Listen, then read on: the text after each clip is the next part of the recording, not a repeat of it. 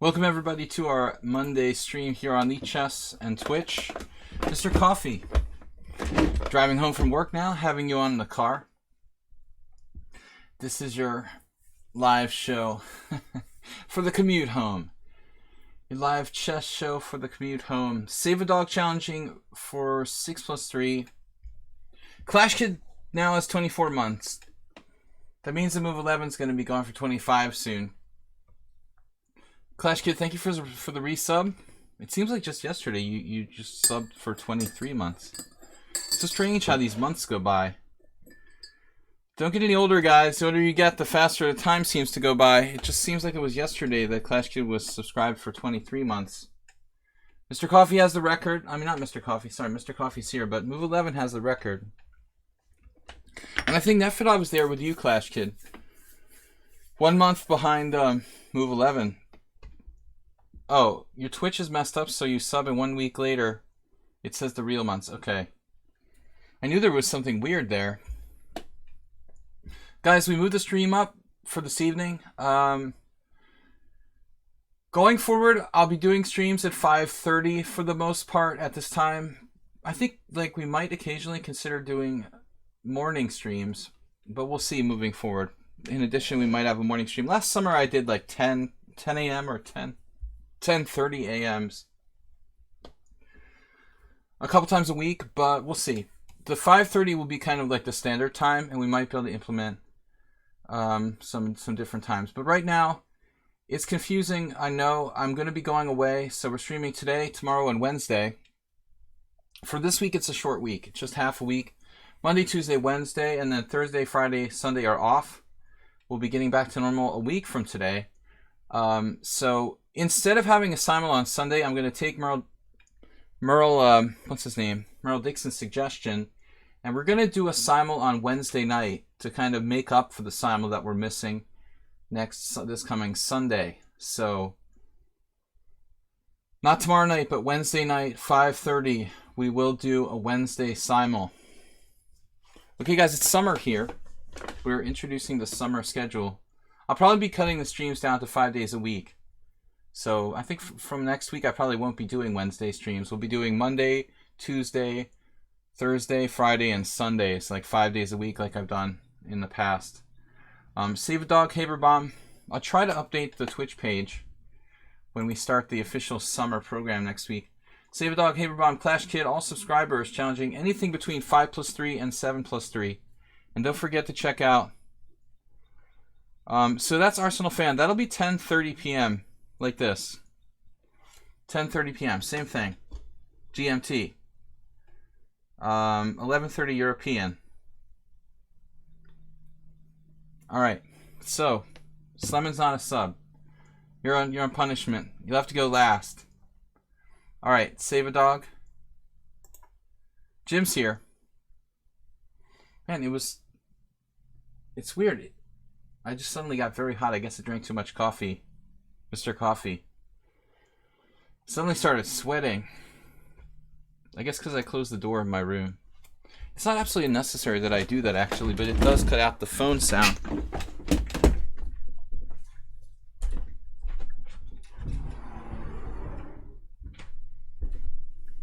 Since there's no one in the house, like International Master Joe was in the house in the past, and he tends to make a lot of noise, so I can leave the door open, a little circulation for air here.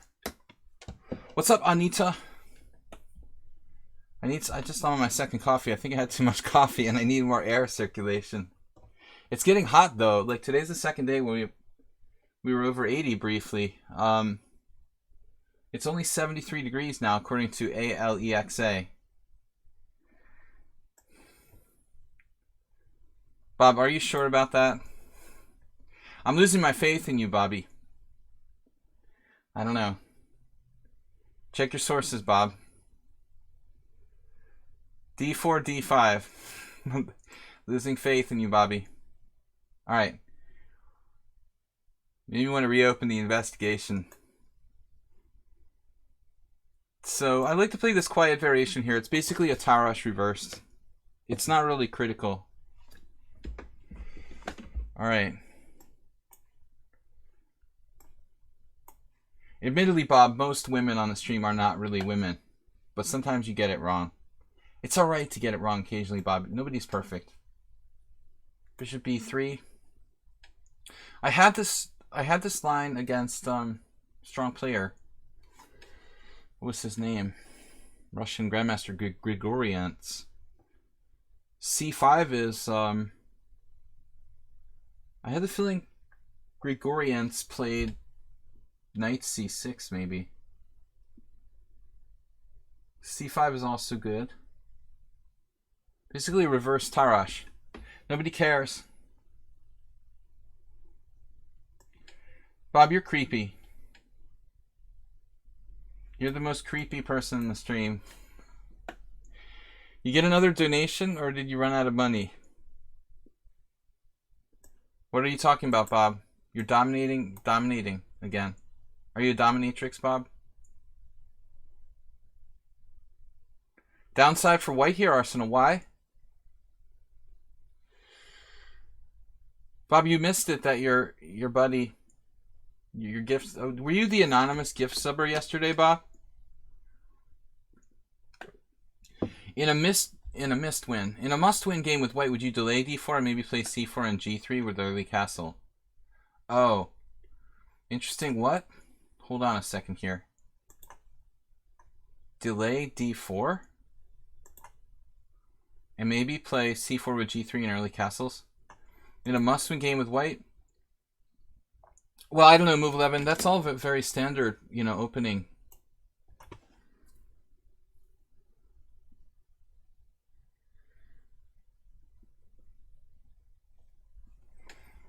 All right.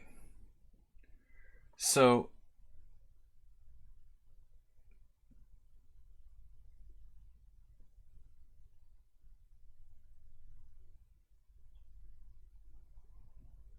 yeah, Bob, I think that you're really a woman. The chance are that Bob is really a woman, and all this is just, this is all. I had that feeling a long time ago, actually. He gets jealous when other people start befriending me on the stream. What's up, Fuchsia? Okay, knight c6. This is kind of unusual. Bishop f5.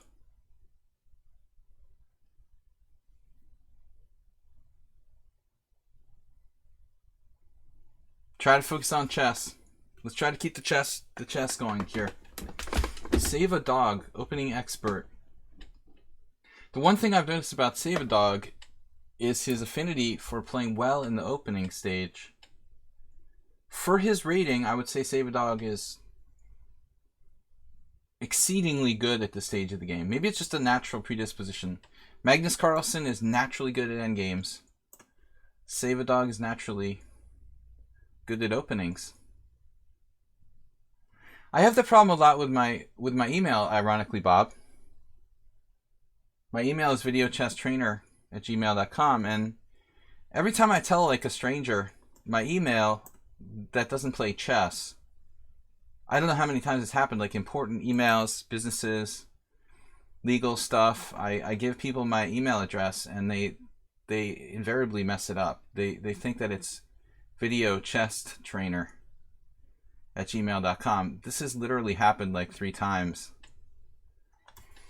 What is Video Chest Trainer?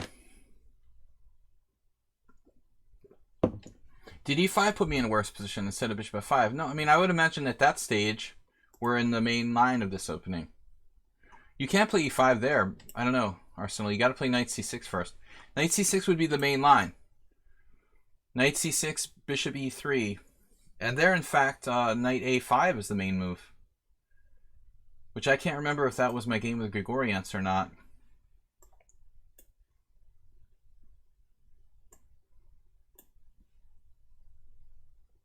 He has such a good feel for intuitively playing the opening quickly and well.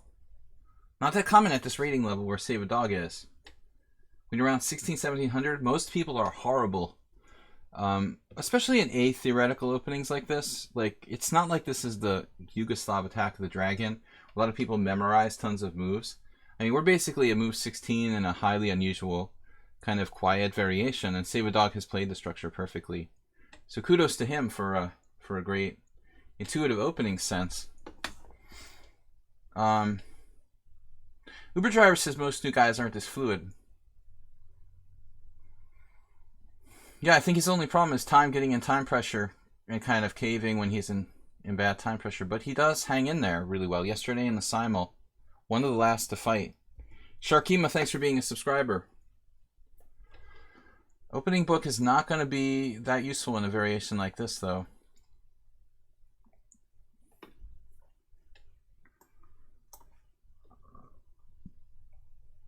Move 11. I was asking about d4 with white because when I'm black in d4, I'm trying to play less d5 to keep the most dynamic game.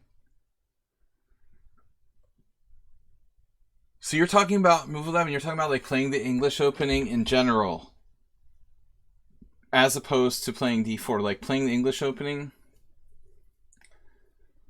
would be like in a sense more flexible than playing d4 somehow because your central pawns aren't committed.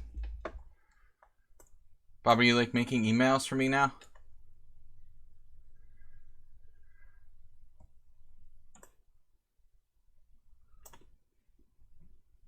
Focus on chest, Bob. Chest. Chest, not chest. Calm down, Bob. Maybe we get him some depressants or something. Settle him down a little bit. I saw a commercial for some product. First time I've ever seen a commercial on TV for a product to calm your dog down in the car. And it didn't specifically say, I forget the name of it, but it didn't specifically, this was on TV last night. It didn't specifically say like what the ingredients were. But I'm wondering if they're using like cannabis based products to settle the dogs down in the car. Have you tried that, Bob? I'm not big on marketing. It's not that I'm anti-marketing, it's just that I have a life outside of chess streaming. Very little time to actually work on this. I need an assistant who's willing to work for free, basically. Yeah, CBD treats for animals, exactly. And I'm wondering if that was what's in the commercial on TV. Have you tried those treats, Bob? It might help a little bit. You took 25 the recommended dose of CBD oil for a few months by mistake. Thinking one drop. That must have been kind of expensive, no? Move 11? Alright. Very solid for black here. So principled. The Save a Dog guy. It's almost like playing myself. I admire his principled style.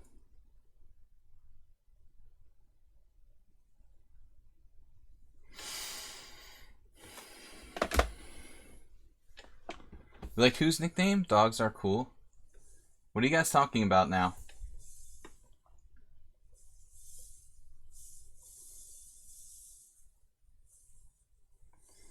Right, this is my first game in the stream and I'm feeling kind of not there yet. Too much distracting chatter. Why am I pulling my knight away? Too much distracting banter. Hard to focus. But then again, I mean, when black plays like perfectly, it's hard to concentrate here. Jeez. He's played like perfectly. The whole game. He's supposed to be 1600. Damn, dude.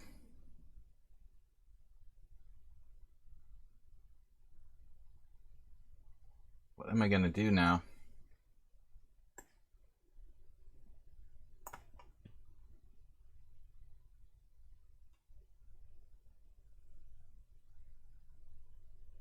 Try to stay active.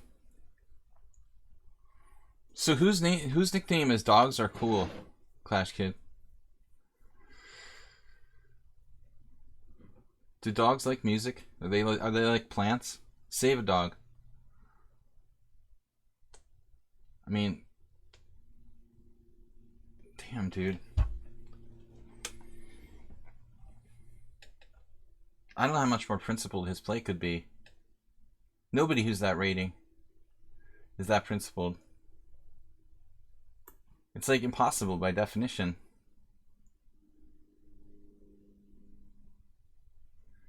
Nefedov is like 1800, which is also ridiculous. And Stuk, we have several people who are massively difficult opponents for me. Nefedov, Stuk, he's 1100. Played a really tough game in the Simul yesterday.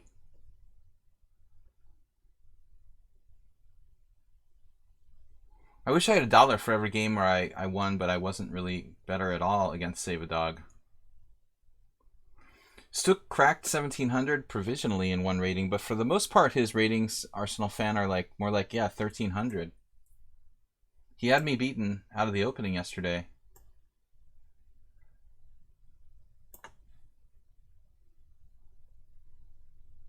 $1726 in what? In what rating, Jim? I thought they were like 1300 across the board. There was maybe one provisional rating.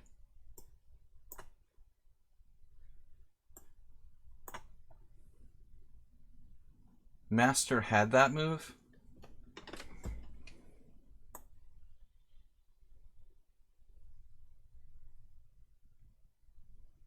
I totally missed Queen F7. Believe it or not.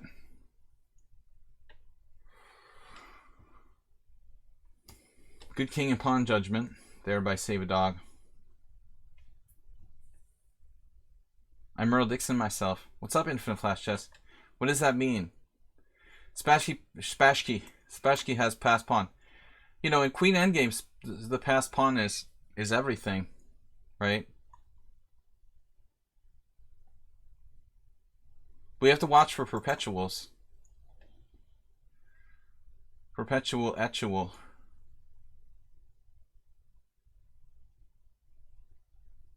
D5. D5 actually looks okay.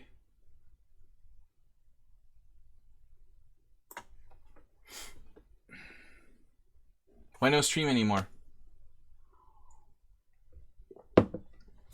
It's not a matter of how many pawns you have, it's how fast they are, how far they are down the board.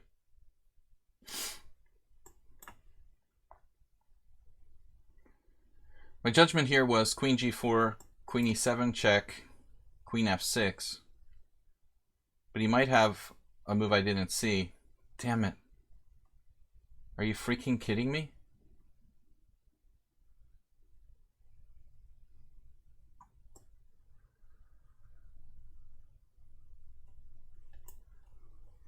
He has Queen H5 check.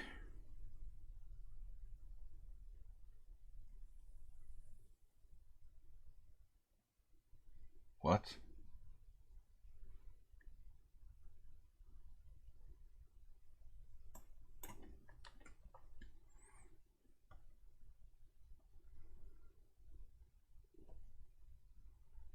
Now D6.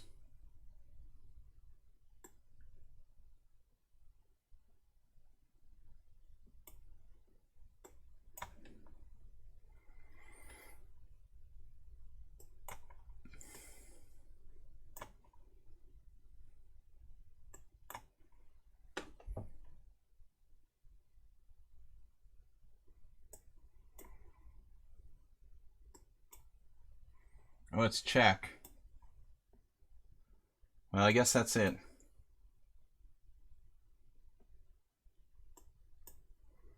Queen C7 won there. Now he's beating me? Alright.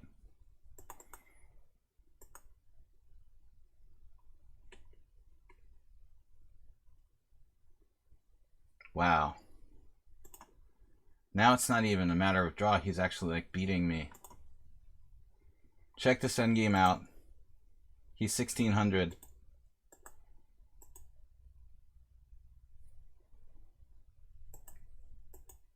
I wanted to try to win here. That's best move instantly. Why would I ever be winning here? I would never be winning. I'm down a pawn. It's like, how can I be winning? You know, I never had any winning chances the whole game. He defended like perfectly. Let's check out this. Let's check out his center pawn loss for this game. You should check this out. I had 41 center pawn loss with 1 inaccuracy, 2 mistakes, and 1 blunder. Okay, and my rating is 2400 something. He's 1600, and he had 1 inaccuracy and 1 mistake with 11 center pawn loss for the whole game. That's interesting. Pretty amazing result for someone who's 1600. I think like Mikhail Tal in the World Championship probably has something like 14 center pawn loss in his first game against Botvinnik. Thanks, Move11, for the donation. And Jim. But I did have a draw. I never had a win.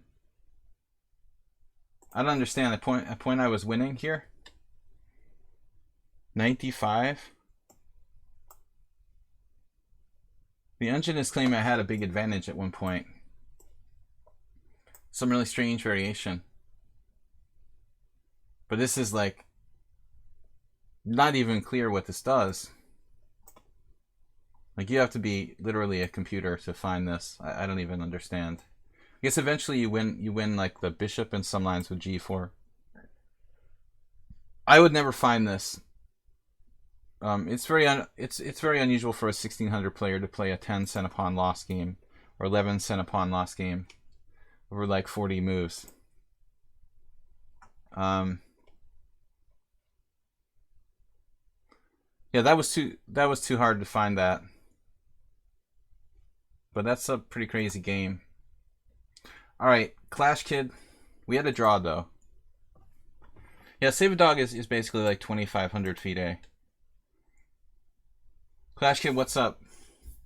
I did have a draw against him though. No, I think he's more like 2375. We're like 2375. You played 11 center pawn loss, like 1 inaccuracy. Nobody could have ever played like knight g5. That the winning variation I have there, according to the computer, is like impossible to find. All right, guys. Good start for the stream. Yeah. You have big holes in your game, but 11 center pawn loss. That's you're just lucky to make the right moves. I don't think so. Yeah, you weren't lucky. Especially the endgame was like amazing defense. To find queen h5, and that's same opening as last game. No holes now, that's for sure. And your score against me overall is not what it should be. You probably should have more like 33%. You've had some unlucky losses. Yeah, well, that's true actually, John Kloss. People say there's no luck in chess, and like technically, like mathematically, in the game itself, there's no luck. But that is a good point. What you bring up there is luck. I mean, there's luck when you play in a tournament, and exactly, like your opponent doesn't show up to the game, so you get a free point, or your opponent just lost a piece. I mean, it's absolutely true. Yeah, I mean, that's luck of a sort. The actual game itself, I mean, I guess there's not luck, but things happen in a competitive chess game that involve luck. Whatever your definition of luck is, yeah, I agree. Making your opponent's blunder as a skill. Okay, I should have just accepted that was a draw, but I'm playing someone who's supposed to be 900 points lower rated. The obligation for me is to try to win, even when it's a drawn position. What did I miss? Well, I just kind of panicked at the end there. I still could have held the ending. He played really well to centralize his king, though. Perfect play. Very important in queen end games to centralize your king.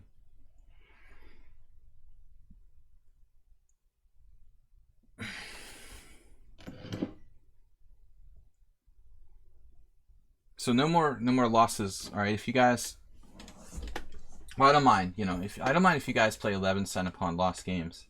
I guess if I lose and my opponents play almost perfectly, I don't feel bad. I just want to play well myself. That's That's really what we should focus on. Okay, e6 from Clash Kid. Kind of a weird move. He doesn't have bishop g4, but last game our opponent played bishop f5, which is also unusual. Again, like, the most common variation is knight c6 and knight a5. e6, I think, kind of passive.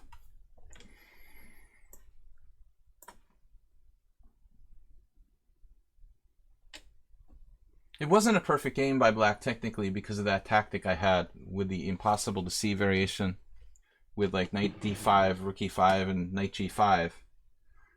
That's his only mistake. But again, like, I'm not a computer. I'm never going to find that variation. Probably not even in a long game. Okay, so queen e8 from Clash Kid. That's really a strange move. But I guess he didn't like the alternative of moving his queen or playing f6. I mean, honestly, Clash Kid, what about like queen d6 here? Kind of a standard square. As it stands now, the black queen is a bit misplaced.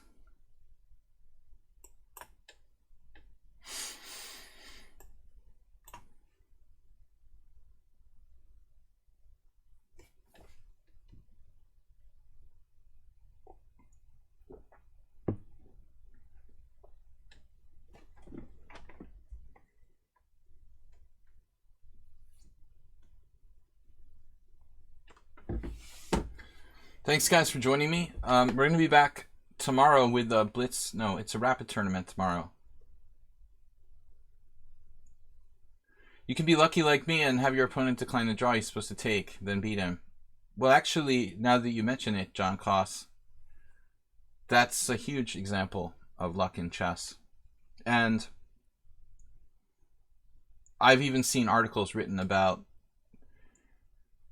players intentionally offering draws to aggressive opponents because it would incite them to overpress. There's a psychological element there, and I think that yeah, absolutely. So d5 can go for it here. Arsenal fan, well,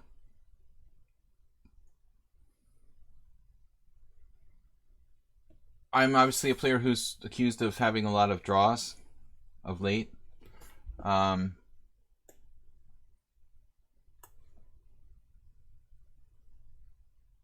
honestly, I think it's a matter of philosophically what you think. But to me, draws are part of the game. It's a natural result. A lot of people argue about how, oh, there should be less draws in chess and whatever. It's a game. It's one of the natural results of the game. It can be a draw. If it's a draw, it's a draw. You play another game. It's not like, you know, you're a loser if you draw, or it's not a legitimate result or something. There's a lot of irrational people who, you know, who do that. They like overpress.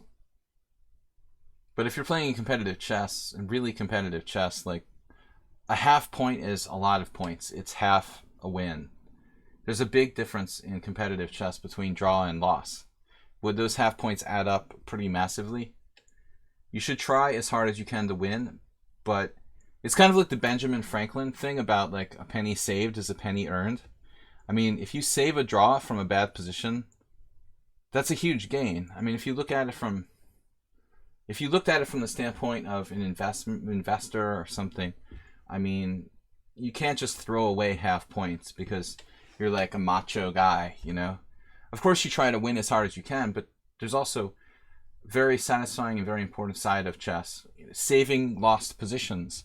And I think that saving a lost position, getting a draw from a lost position is very much like sometimes even more satisfying than like winning a game.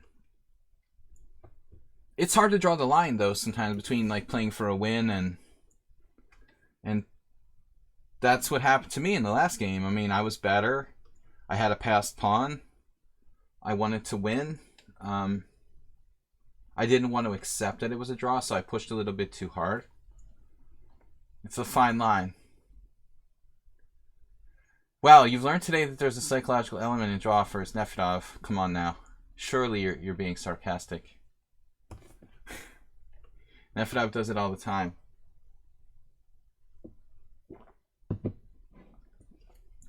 Alexei Yermolinsky wrote an article for New in Chess about that 20 years ago. The psychology of the draw offer. I don't know that one. I said Alexei, not Alexa. Maybe you should have your hearing tuned a little bit. All right, bishop d7.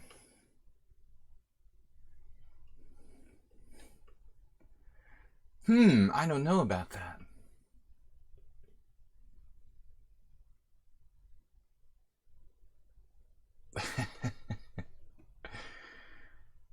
All right. It was Russian hackers. Nefedov showed up. I think he's got connections. He's not technically Russian, but he's got connections. We're going to go with the passed pawn. Here we go again. The same way I lost the last game. My pawn got overextended and fell in the queen endgame. The theme of the day. Very cheap attempt here to win the exchange.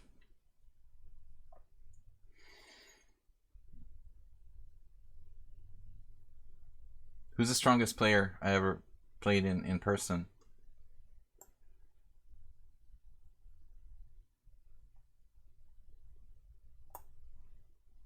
I want to say I've never played, yeah, I guess Kamsky. I mean, in the tournament, I played Magnus Carlsen, okay, but he wasn't world champion at the time. He was only like 25-50. I've played a lot of strong players like Caruana Carlsen, Nakamura, Levan Aronyan, but none of them were at their peak when I played them. I don't know. I've only been in the same room with Kasparov like once, I think. Did I know? I knew he was like an arrogant kid.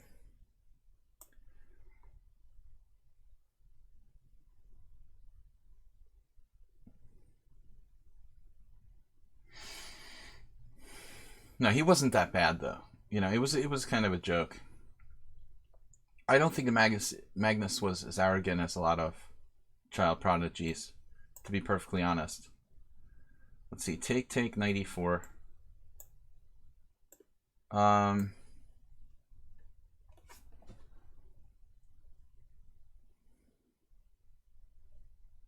Rook e4. Rookie Wookie. Naka was very arrogant as a kid, though he never did anything to me, you know. I saw his behavior with other players that was pretty atrocious. I definitely didn't like him, but he became more likable later.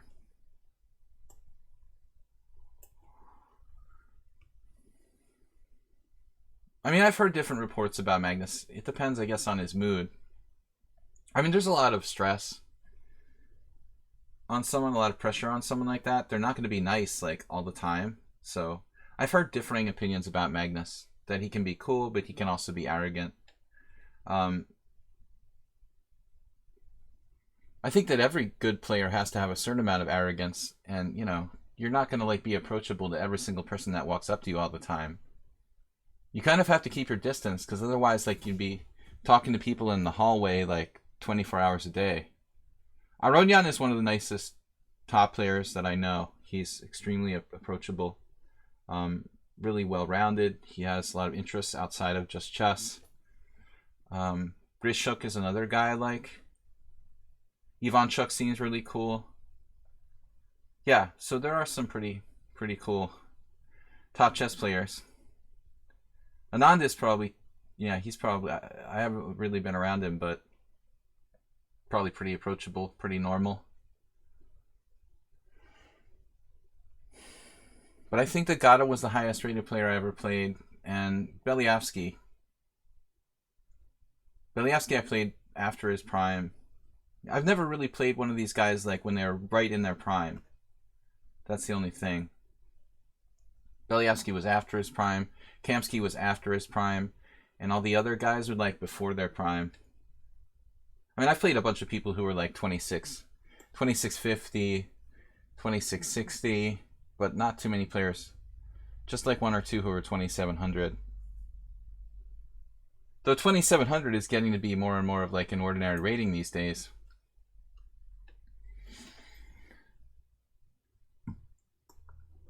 Alright, what are we doing, guys?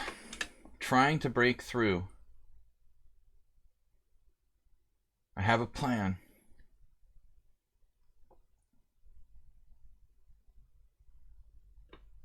Oh yeah, I'm winning a piece. I didn't even see it.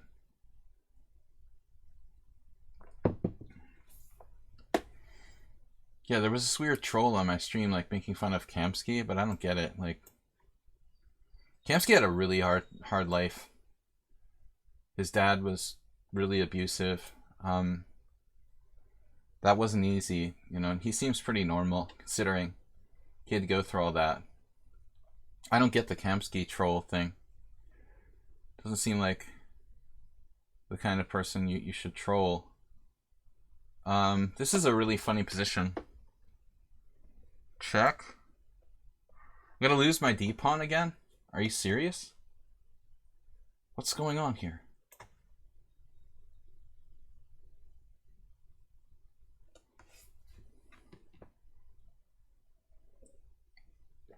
Overbearing parents. I can't stand that.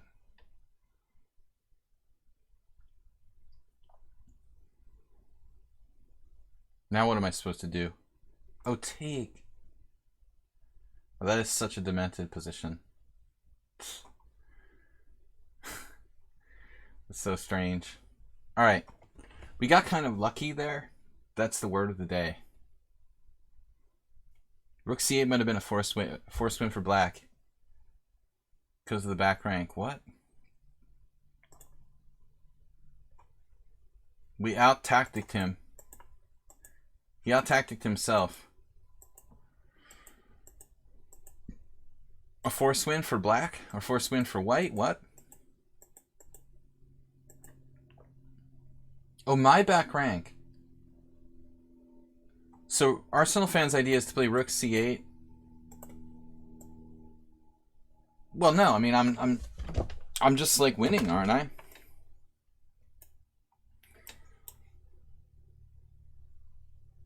Force win for me. Rook e7. But he has no defense here. I thought, no, I was expecting, what was I expecting? Knight b2? Strange as that might seem. Yeah, he's actually in trouble here. My passed pawn turned out to be pretty strong. 2 games decided by the passed d-pawn. It looks like he's alright here if he defends perfectly. Anyway, alright guys, we got challenges. I'm going to take the players who have established accounts. 100 games or more, and subscribers first. So,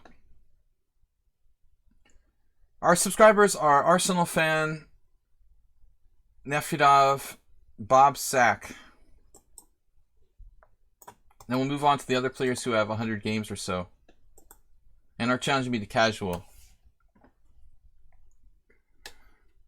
Wait, what? You can take me after if you like. Arsenal, do you want to play now? You don't want to play now? I'll cancel the game. It really doesn't matter to me. Not like this. Alright. He not like this. Well, you've been doing pretty well against me. A couple wins lately.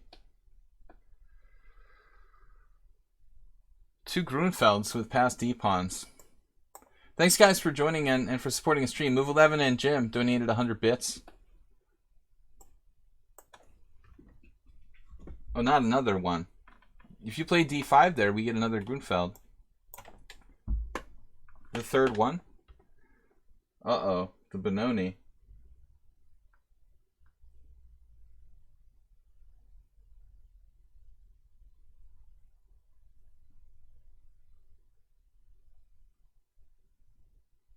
Alright, I'm ready to start. But I'm not going to give you a Benoni here. Jim, another donation. Thank you, sir. 200 bits. Guys, tomorrow we're going to be doing the password protected stream again.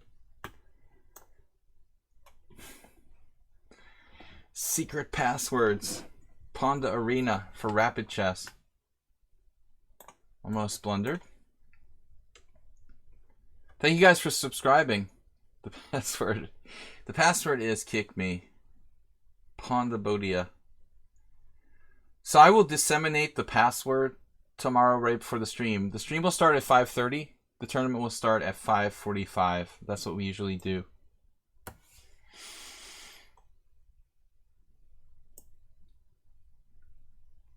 So we made Arsenal fan play the black side of the Marazzi, which is a far cry for the Benoni.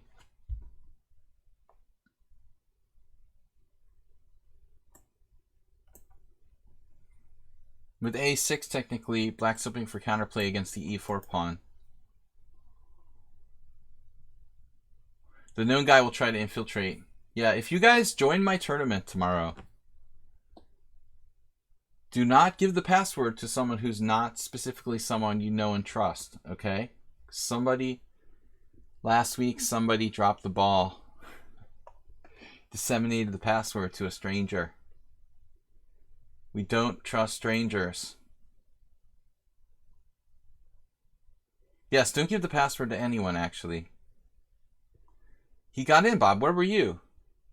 He got in. It was exciting. You didn't see the finish of the tournament? Bob, I like won the tournament and kept him out of the prizes by like 0.1 seconds or something. It was a very, very exciting finish to our tournament last week. You missed it? I can't believe it. a6 versus the Marazzi is not technically correct. It's a very natural move in almost every variation of the Sicilian, but not always in the Marazzi. Sometimes it's okay. Alright, so here I want to try to... I would think I want to try to avoid exchanges. Rook c1. He might get in that b5 anyway. I like this. Generally, I want to avoid exchanges, but I think my advantage here is pretty good.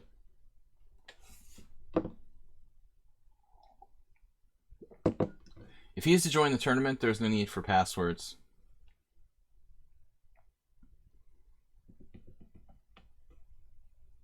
Well, he wasn't supposed to join. He still trolled my stream for like 20 accounts. I would prefer he didn't play.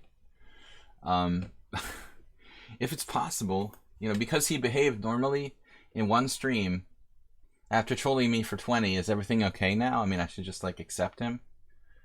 I mean, I don't want to try to create, you know, hatred. But I feel a little bit sorry for the guy. But he really made my life difficult through a lot of streams.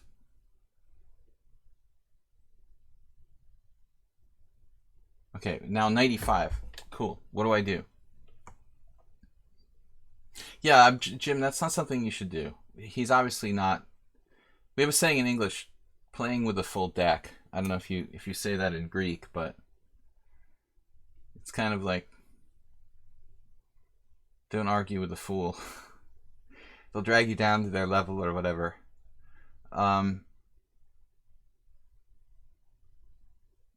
He doesn't have... Cooking with diluted olive oil. Yeah. If he was just like a normal person who was argumentative, I would say, yeah, okay, you can fight with him if you want to. But this is okay, classic Marazzi here.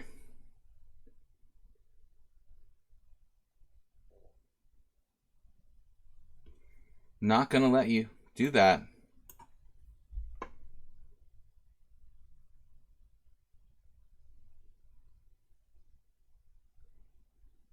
Oh no. Yeah, they've got a number after the name.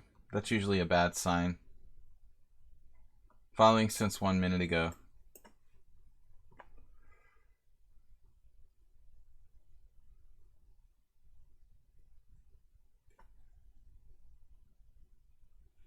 Yeah, that makes me definitely want to play that. I don't think I'll be playing that account. That's cool. But thank you. They need 100 games. All right.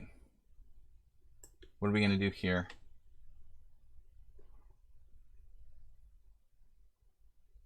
Knight g4 actually looks pretty strong.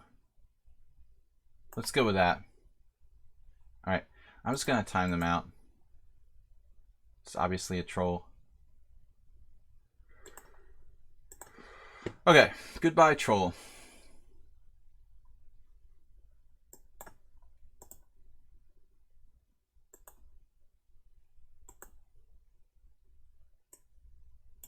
I don't play new accounts with less than 100 rated games.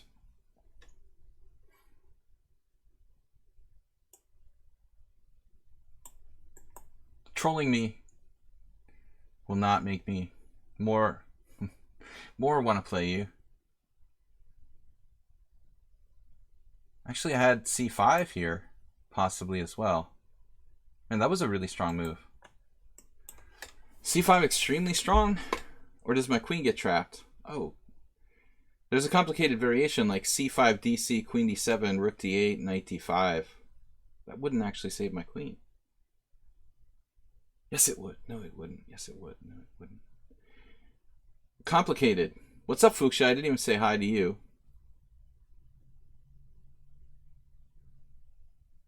They blew their cover.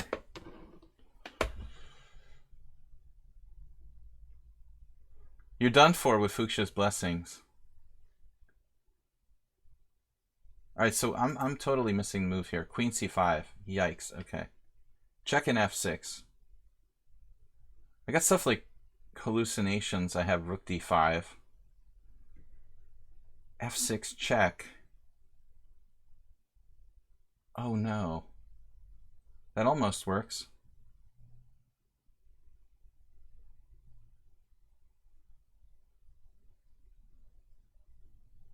How about b4?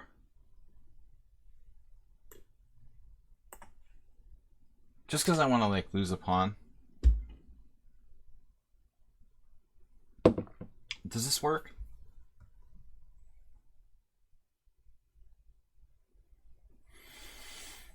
Not really clear. Actually, rook c3 was an interesting move there. Nefedov. The subtle move. I don't know, they're all you, Bob, I thought. It's all you, Bob. Queen d4 was a strong move. We're going to take Nefedov's suggestion. Arsenal fan blundered. So the point is king h8.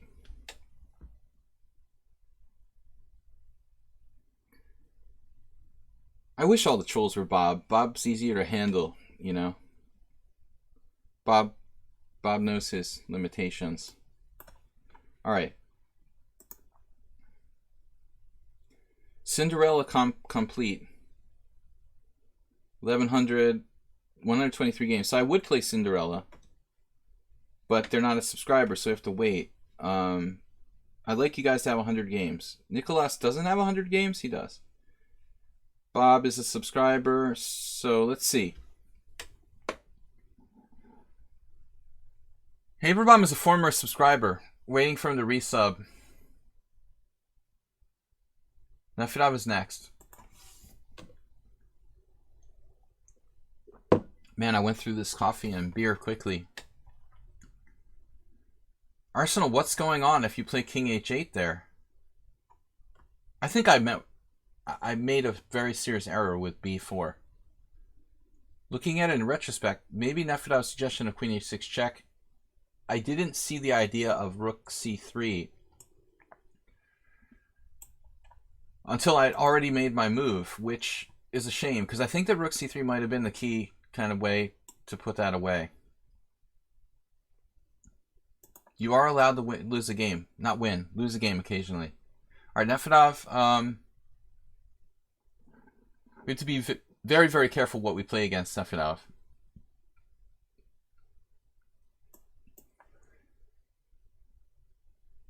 Am I open to lessons? What kind of lessons do you want to give me?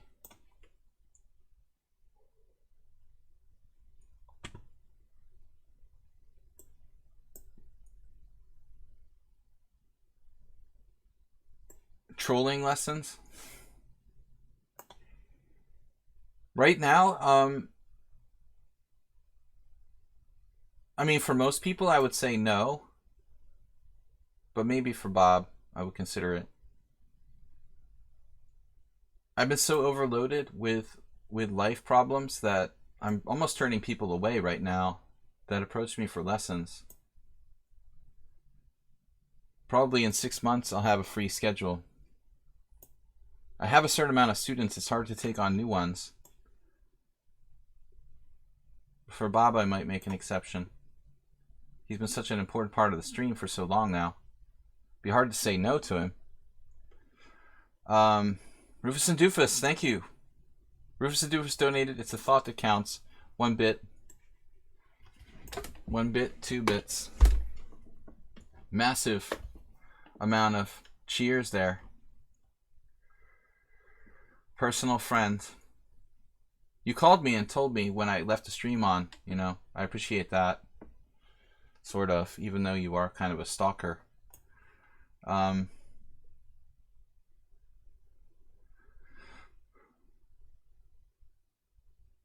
Yeah, you don't want to help me move. I have a lot of stuff. Helping me move is not a good idea. We have a little bit of a stuff problem at the moment, so I could open a gift store in my house, a gift shop, if it was legal, if it was zoned for, if where I lived was zoned for for being a gift shop, I would just open the door and start letting people in to buy things. I would have a built-in job. All right. Queen A5 check. Uh-oh. Troll is back. Oh no, Lord. Wait, it's Lord American Hater? Like Lord LJC? You think it's LJC, right? They created a new account. Or what do you think? I probably already played this against Nefedov. I forgot. Pretty laid back, but they might have like maybe they went crazy because we blocked them in chat or something. Knight F5. Knight F5. He did it. He just listened to me. I was just kidding, man. I don't have to play Knight F5. I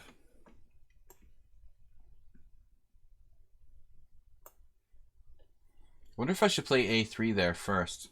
Probably not. Now you have Knight D6 check. Easily winning. I thought I was playing blitz here.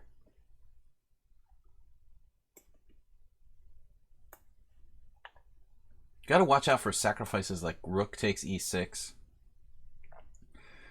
Still not so sure about Salt. Like, there's a lot of people you're never going to be completely sure about. Yeah, but let's not go over that again. Rehash. Better call Saul. Can I castle queenside? I thought that was kind of scary. Scary, Nefedov. You know what? Maybe I should have played queen b6 there. Why did I play queen c7? Probably would be better to go here. Actually, queen a6 would have been worth considering. I just instantly played queen c7. That was sort of a stupid move. Alright, I'm going to go crazy here. I don't see an alternative.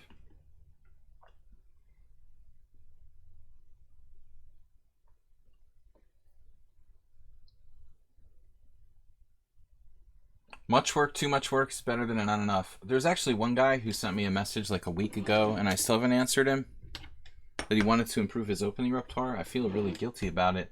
Normally I try to get back to people, but sometimes I just forget. Especially if it's like lichess messages. If I'm repeating moves again.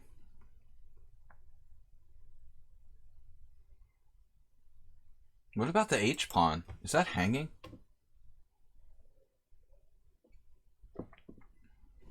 Is this a safe place for my king to be? Free knight. Unfortunately, it's not my move. Yeah, it's almost free. It'll be free next move, hopefully. Free pawn. Free pawns. Which pawn is on the menu? A2 or H5?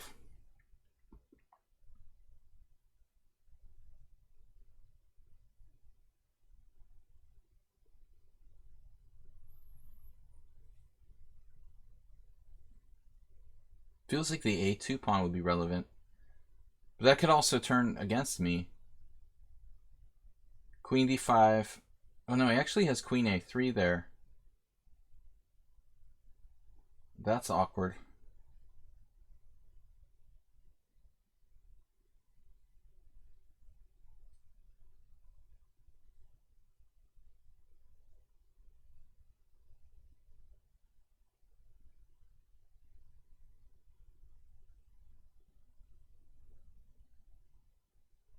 White seems to have pretty good compensation.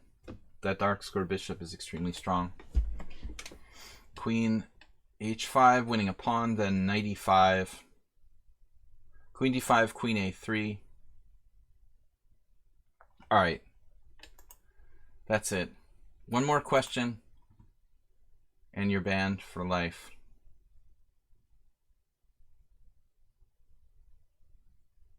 Yep, it's totally similar.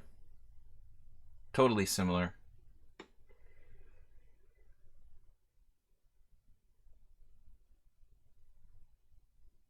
Filling up the chat with totally irrelevant, annoying questions is enough. That's enough cause to ban you. This is not a democracy. I can ban you for whatever I want. If you annoy me, I will ban you. I don't have to have a good reason. You're distracting me from playing the game. Distracting me. He's having a distracting me.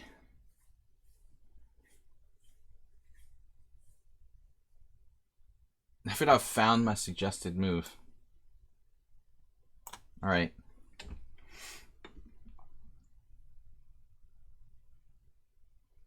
I think Nefedov listens to the chat and he actually tries to incorporate the moves I talk about.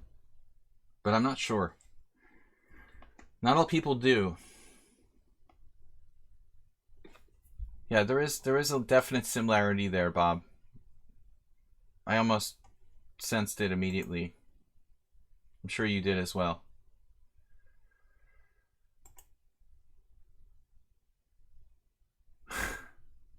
What's up, everybody?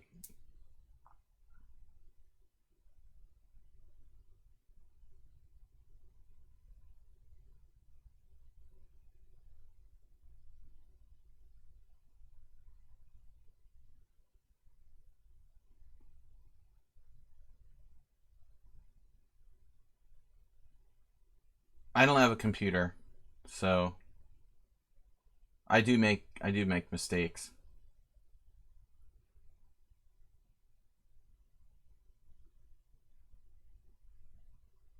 Knight F2.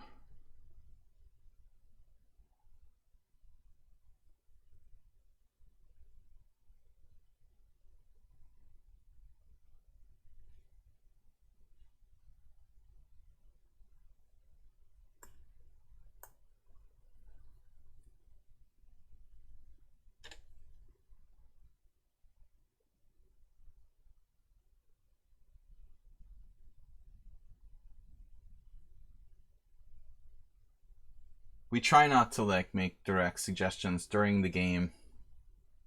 It's kind of obvious why that would be the case. To suggest moves as we're on the move is helping one player or the other. So you probably don't want to chat out this is the right move while we're playing the game. It's kind of giving moves to the players. All right, I'm just gonna ban him.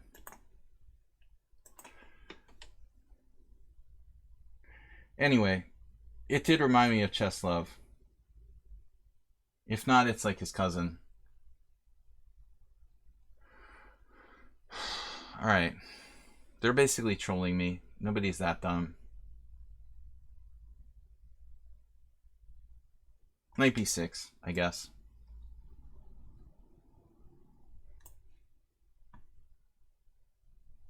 That was really like the main reason why I kept banning Chess Love in the first place. It was like, nobody's this dumb. They have to be trolling me. I mean, it's just no way that they're sincerely that ignorant, you know. It drove me crazy.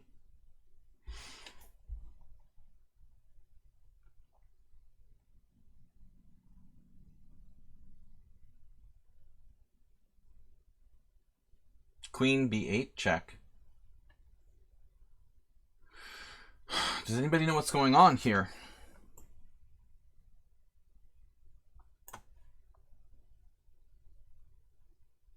Oh, now Nefedov has queen b6. Damn. Alright, I kind of got distracted by the troll. Damn it.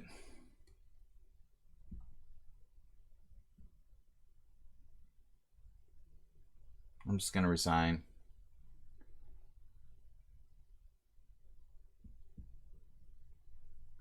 It's a little early to resign, but my position is very dubious.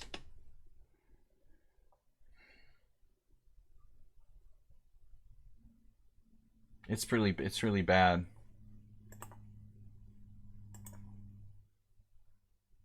This is a lost position.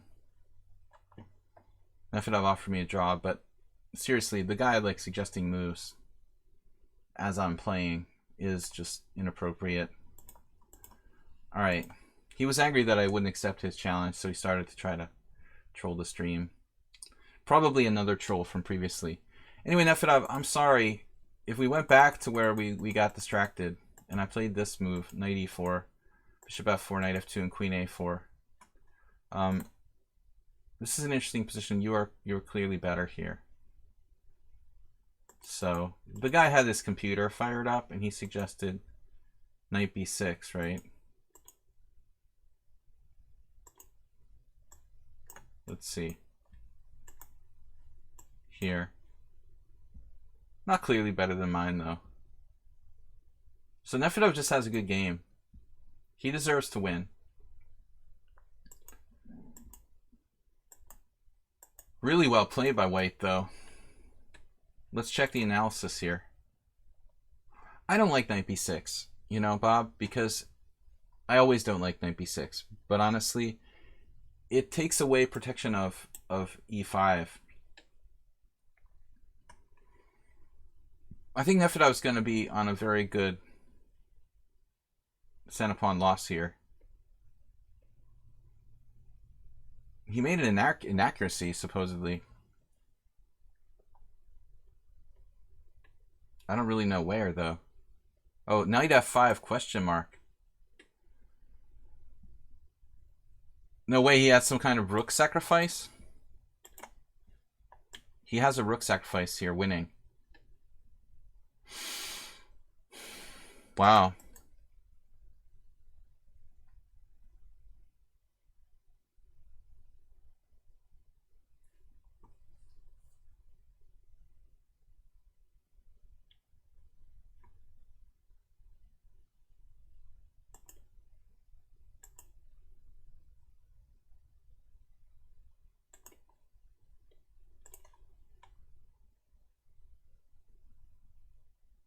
I don't know where these trolls come from. Chess trolls. Okay. Who's up next, Bob? Well, actually, Bob, Nefedov, I mentioned the rook sacrifice like on the following move. It's like, dude, you played rook e1, leaving your h-pawn unprotected by the rook, you know. I mean, when you play rook e1, I mean, one would assume that, honestly, Pavel, that you would consider sacking a rook on e6. It's not that difficult, you know.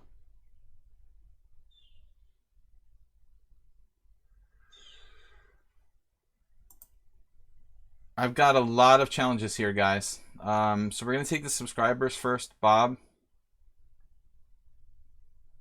We've got Bob. Arsenal, you already played, right? Challenge me again. I already played Arsenal. Bob, Takeback, and John Koss would be the next 3.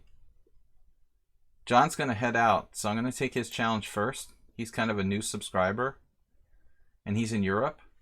So if Takeback and Bob don't mind waiting, while I play this game first, we'll give him a chance to play.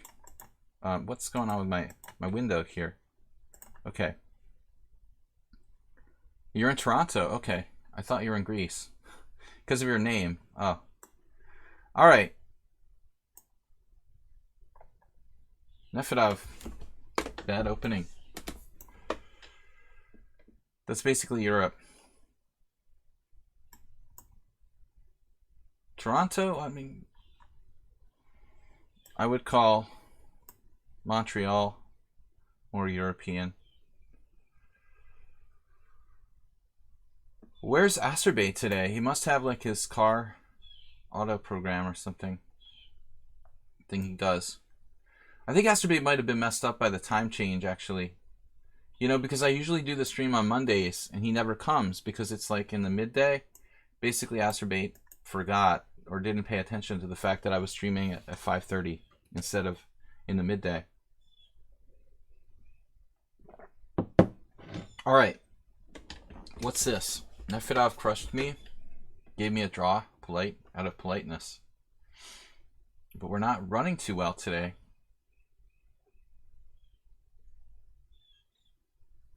What am I supposed to do? This is a good setup for white. Looks like a good setup. B6 against the bird.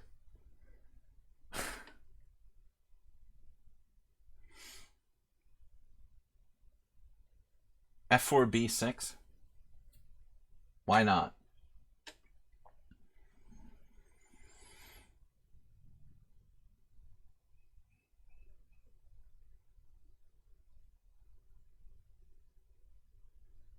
So what's the deal with this? CD, knight b5? And then if I go back or something, you have tricks?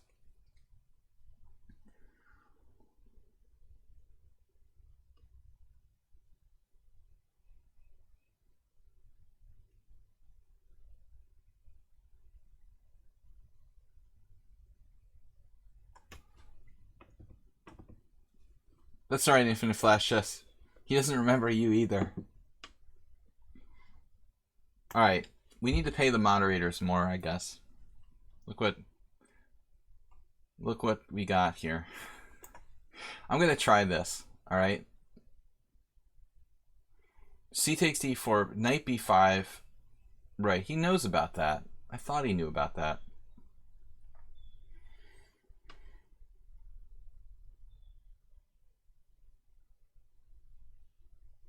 Bishop e7, bishop f4. A pretty complex idea, really.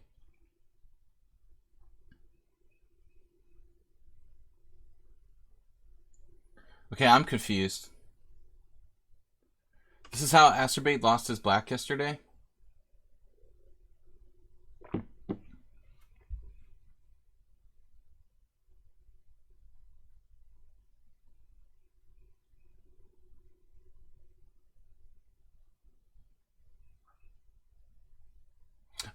When yeah, I allowed knight d6. He allowed knight d6 check, but it's not funny. Let's see. Bishop e7, bishop f4, d5, knight c7 check, king f8. Perhaps we could try something crazy. I can also play. Okay, I can also play d6 and just keep it calm. Let's just keep it calm. Bishop f4, d6, queen takes d4, e5. Right? It's cool.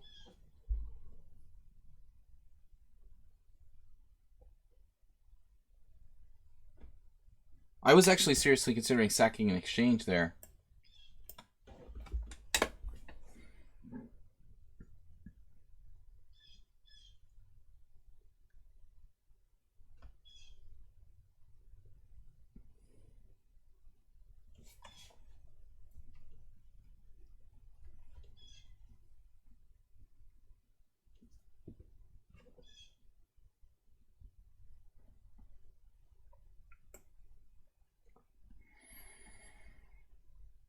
He's got a couple pawns for a piece, but it shouldn't really be enough.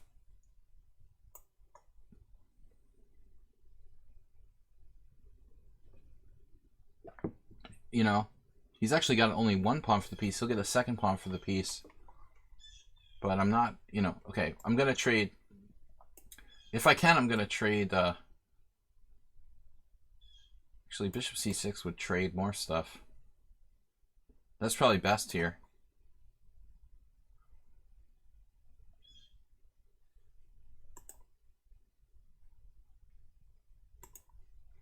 Yeah, that looks like our friend Bob. But he was so well behaved last time that it's strange. But I think it's almost like bipolar or something, you know, like one day he's completely normal, the next he's back to crazy again.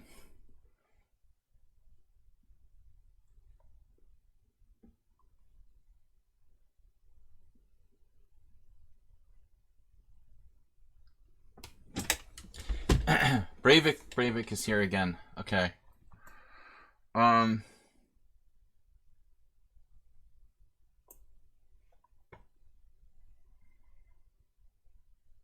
He said that he well behaved on purpose. Right. Well, of course he should have well behaved on purpose because he was like probably banned and then on lichess and then begged to get his account unbanned. And they were like, okay, well, you should behave, you know. And he behaved for like one day. And now he's like right back to where he was again.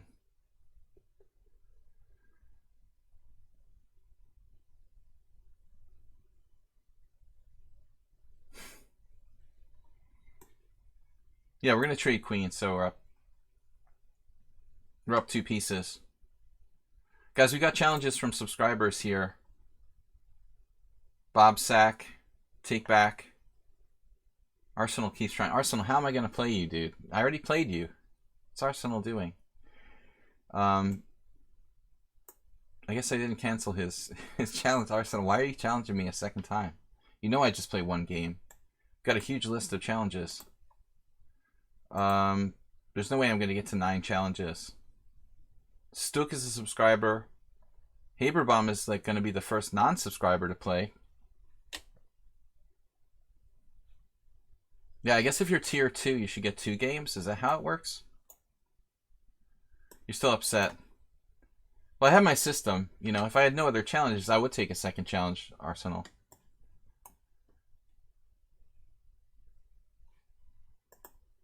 I'm just trying to pare it down because I've got an hour and 15 minutes left. I mean, how many games can I play in that time? Probably like 5 or 6, objectively. Rook d2 was a little more accurate to cut his king off. But, alright. Too late for that.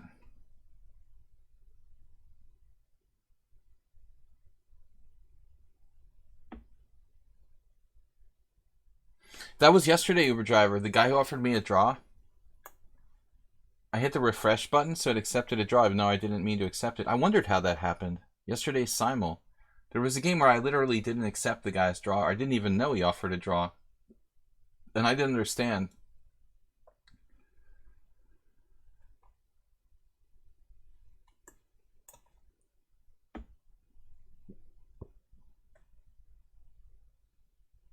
Even at the end of the simul, I was totally mystified how that happened.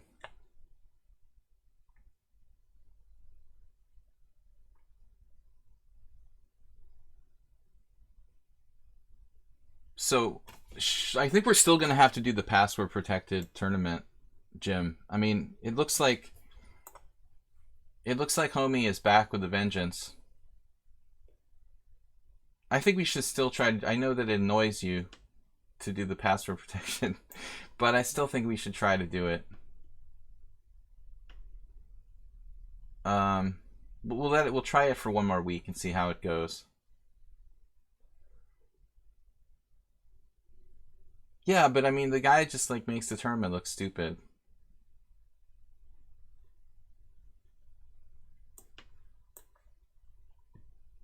It does. It does. It makes the tournament look stupid, take back. To have like an 1800 win the tournament every week. Every single week, the same 1800 win the tournament. I mean, it seems kind of strange, honestly. I'm not sure he's using a computer. I'm really not sure, Bob.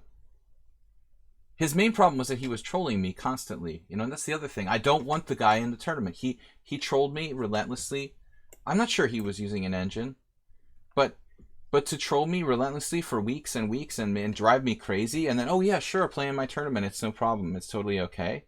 I mean, I that's not resolute. I can't do that. I can't just like forgive the guy after he tortured me for like a month or two.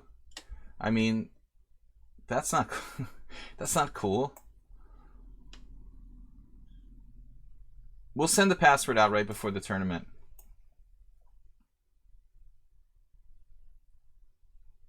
We've got to keep it top secret for as long as possible. Don't worry. You will be informed. You don't have to be a subscriber to play, but you do have to be kind of a friend of the stream.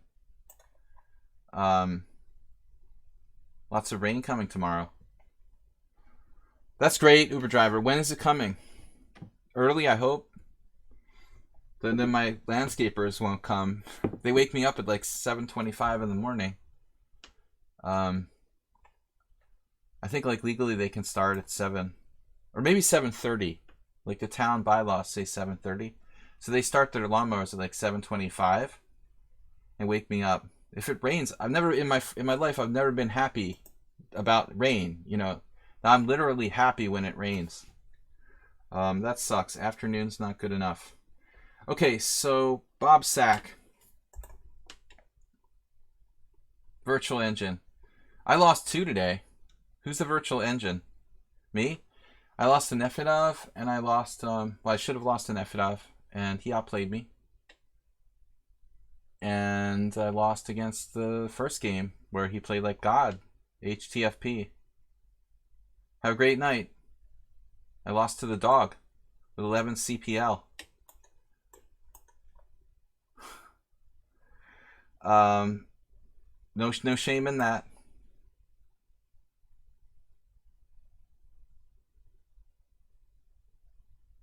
The virtual engine is one used to produce multiple trolls in a stream.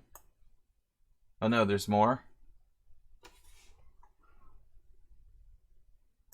Multiple trolls. The trolls are just like rain. It's raining now, Uber driver. Raining trolls. I don't care. I had enough stress today. I was trying to record a video in the morning, and there was this like really obnoxious guy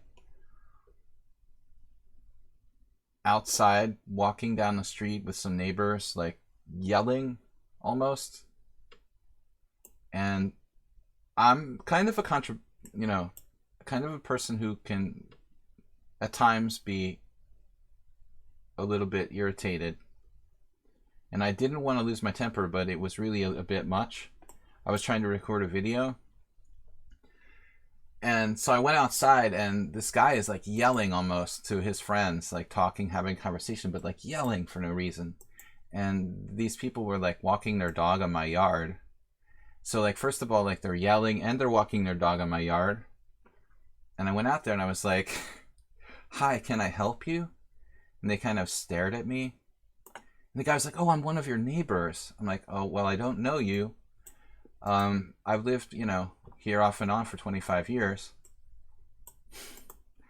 But I felt kind of bad about it. I mean, I didn't say anything really bad. I just said, look, I'm recording audio recordings inside, but I felt bad. I felt like I should have just ignored it or something, you know. The people felt violated by my anger. Though I wasn't visibly angry, they could sense my anger.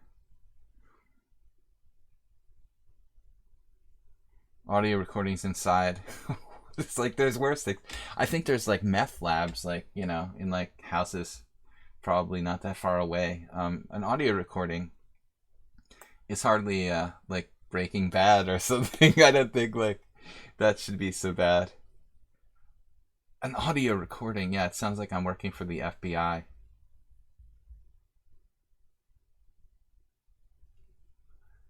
But I don't like to create tension with people. Okay, we're just up a pawn here. Bob, an interesting pawn sacrifice. You have no compensation. This isn't a pawn sacrifice. What am I talking about? I thought I was up a pawn. Okay, guys, I lost my focus. Telling you about my controversy with the neighbor today. He was like, my name's Bruce, and I live down the street. It was so funny. I didn't like him. You know, the guy reminded me of like an American tourist in Budapest. And these people who like, I don't know, they like talk really loud because they think they're cool. And talking loud, they think that like people overhear them, how cool they are, you know, or something like that. It was exactly like that. Like when I'm in Budapest and I see American tourists and I think how effing like obnoxious these people are. The guy was exactly like that. And I was like, I have one of those in my yard now. I was just kind of like thinking about him as a foreign tourist. He was like, my name's Bruce, I'm your neighbor. Like, okay, I don't care if you're my neighbor or not. You're like obnoxious.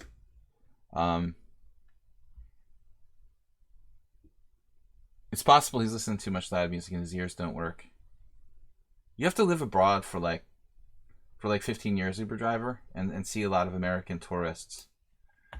And just, okay, to be fair, Arsenal fan, you know, the English tourists are pretty obnoxious with their like football songs. But Bob Sack getting pretty solid here.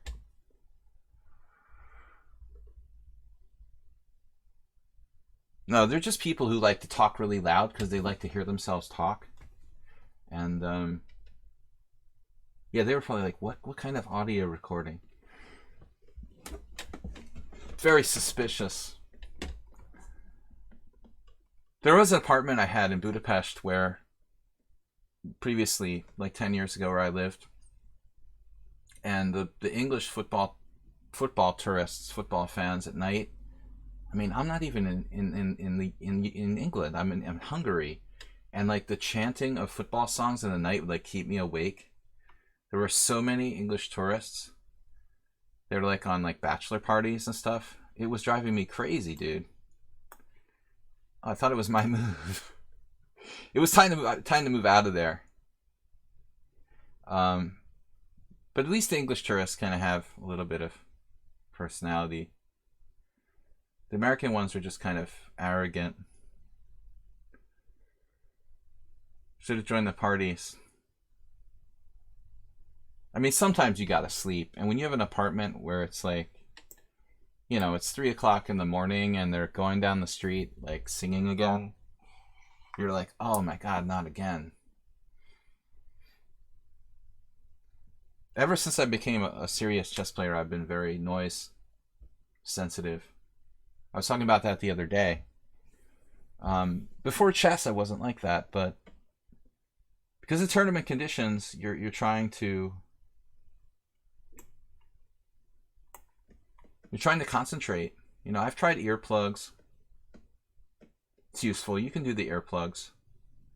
I used to listen to a Walkman when that was still allowed during my games. Here I am dating myself again by saying Walkman. But, or whatever you want. I had an MP3 player. Dating myself with that too. My iPod. I listen to my iPod now. No, iPods are not allowed.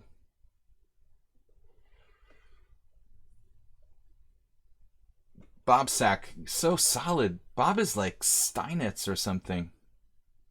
Bob Steinitz. Now, Fidel, if you live in the UK, how do you feel about football chanting at 3 o'clock in the morning on your street? I mean, even until like about 2010, I listened to music when I was playing tournament games. Maybe 2008. I don't remember when they started to disallow it. The 2006 U.S. Open, my opponent used an MP3 player, and there was a disagreement because at one point how did it go?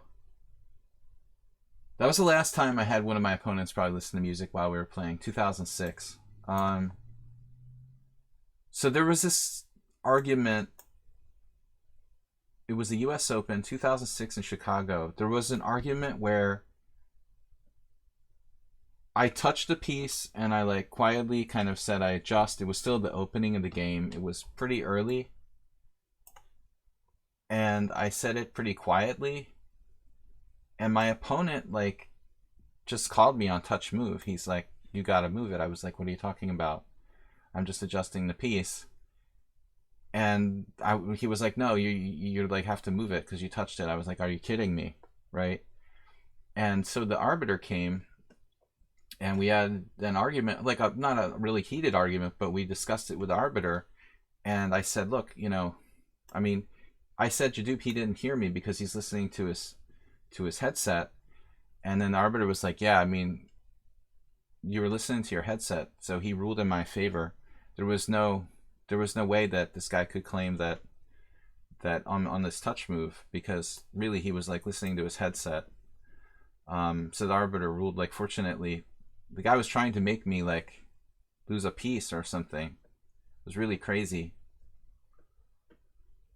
It was like on move 10. I mean, it was really early in the game. Kind of an absurd situation. Arsenal fan, what can you think of a historic player that various regulars play like?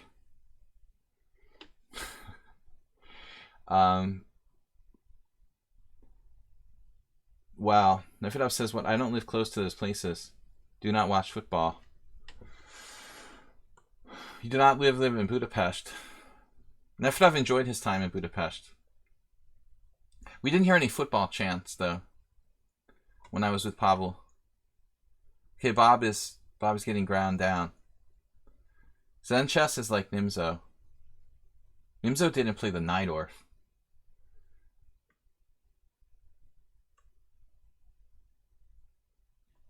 Murnaki, where are you from?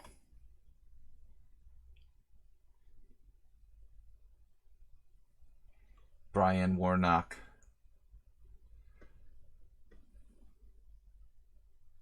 Where do you live? Hard question. Never mind, it's okay. You don't have to reveal your secret information. Alright. We're just making conversation. Patagonia. That's cool. Bremen, Germany. All over the place. Quite a contrast. That's cool. 2 places where I've never been, but I would consider visiting. I don't live there, but I'd like to visit. It's like New York City. I always wanted to go to Argentina, and I've never been there. I've never been to Bremen.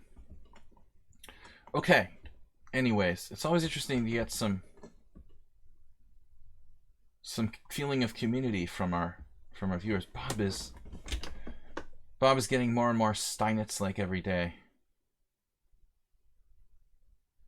Got to save a dog. Time management.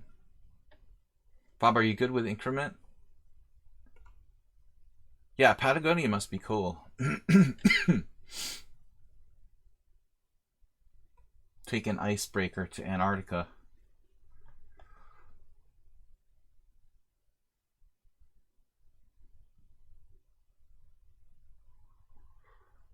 What are we going to do with Bob? Avoid exchanges. So Uber Driver thinks... Uber Driver's something of a historian. Uber Driver, are you Hannon Russell? I think that Uber Driver's Hannon Russell. That's my new guess. He's like a chess historian. Approximately master strength. He's like, no. I keep guessing, like, Connecticut chess players. I didn't think that Hannon Russell was driving Ubers. But he's big on chess history. Alright. Knight b2. Morales. Bob. Bob is in on d4. Look at him.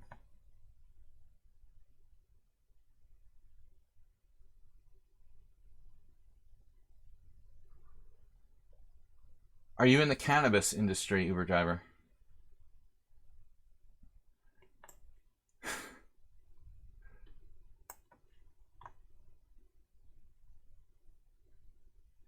No.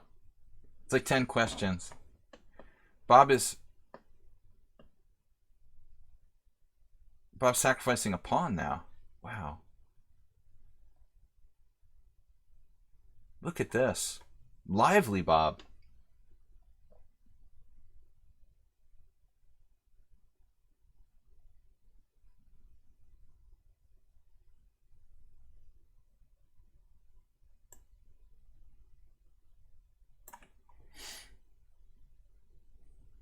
But I remember Jakob Racine when I played knight c3.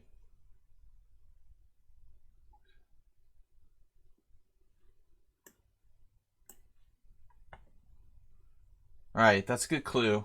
We'll work on that. Okay, guys. Bob's getting better. Bob needs to focus on long chess. We've got an hour left in the stream. Taking subscriber challenges, Take Back, and Stuk. Guys, I just want to remind you there's a rapid tournament tomorrow night. Password protected event starting at 5:45. The stream will start at 5:30 tomorrow night. I also do a stream on Wednesday. It's going to be a simul this week because there is no stream Thursday, Friday, and Sunday. I will be away.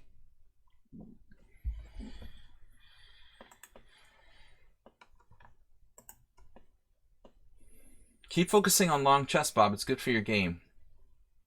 Blitz doesn't matter. It doesn't matter. Blitz is just a training mechanism. It's not important if you're good at blitz. Focus on long games. You're not a tournament player. You lack that experience. Okay, Take Back ready to start. I wish some sub here played like Bassman. The other day I was playing knight h3, knight h6. I was a little bit drunk and was playing blitz. Put on some rating points though. I wasn't really drunk, but I was buzzed, and I was playing knight h3, knight h6 every single game and doing well. I won every game, so I managed to gain back some of my blitz rating points. I like to play in fun openings. I don't play the Grob though. I will not do the Grob. I know that Magnus did Grob, so that's kind of an exciting thing in the whatever it's called, the title tournament. I don't like the Grob. It weakens the king side too much. Well, you don't have to time out, Bob, but I think that playing longer time controls is what I'm trying to say. Blitz is good for your tactics, though. Ideally, you should play long and fast chess. A lot of people ask me, should I do tactics problems? I never did a lot of tactics problems. I mean, somewhere here, I have it here, actually. This is like all the tactics problems I ever used to do. You guys want to see. Pretty much the only book I ever had. I mean, I have a few books, but this is like an old... You guys see this? This is old school. Sahovsky Informator Beograd. So this is actually combinations. Chess Encyclopedia of Chess Middle Games, and that got a workout. But I think the main reason to, the main way to improve tactics is like just playing blitz and stuff. Did I ever read Tal's book on combinations? No. I think the only book I have by Tal, I'm not sure if did he write many books? He annotated the match, the 1960 match, right? I mean, did he publish a book on the match, or was his did they just use his annotations? In fact, it's interesting that you bring that up. Uber Driver, it looks like Sudoku book, yeah, Sudoku. It's interesting that you bring that up, Uber Driver. The 1960 match, I was just going over the first game today of Tal versus Botvinnik, and it was amazing because, I mean, that was cool. Tal basically smashed his winner French, and I love Botvinnik. I'm a huge Botvinnik fan, but Botvinnik's French, had certain players he had trouble against. Smyslov, another one of them, off and on. Winner is a tough opening to play, and it was a bad choice against Tal. We just crushed him, and that set the tone for that whole match, where Tal became world champion in 1960. I don't think that Botvinnik really truly recovered after that first game. It was so blown away. He was so blown away. He never, came back to tie the match. I think he brought it within 1 point, though. He did get it back to within 1 point. You know what's funny? Another funny thing about that game from the 1960 World Championship is the fact that actually very few games have ever been played in the same variation again. Very few games have ever been repeated. Very few players have ever repeated that line. I guess it's just bad for black, plus it has a kind of bad reputation because of losing that game. I did notice wow, what a weird way for Take Back to play this. I did notice, don't know about this, but we'll try. Emanuel Berg, Grandmaster from Sweden, played a couple of games. He's the only one who repeated the line that there was like a Berg Nakamura game. Actually, the tournament that I played in Bermuda in 2003. Take Back is just hammering out the moves here. Very aggressive. I should play e4. e4 right away. Let's do it.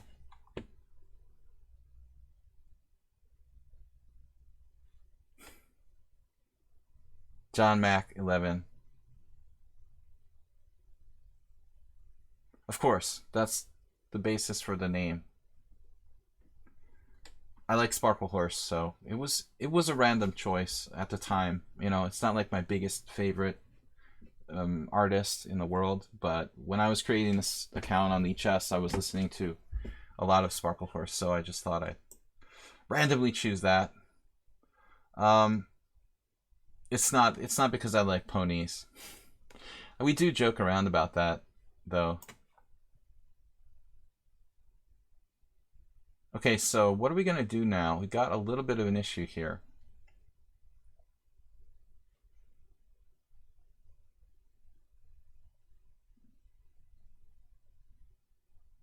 We're in check and our knight's hanging. The plan was to play...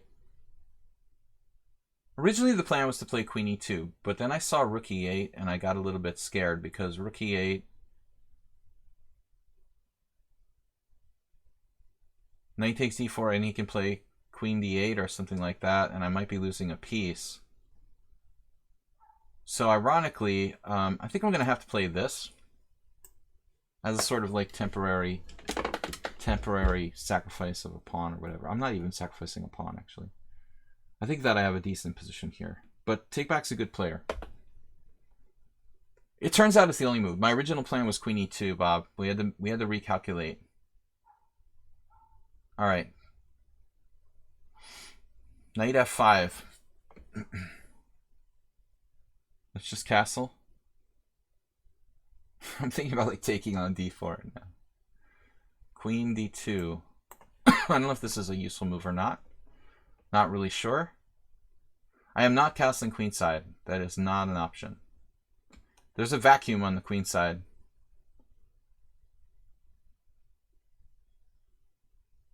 He has amazing advantage on time. Kind of recklessly. You're going to make me a website.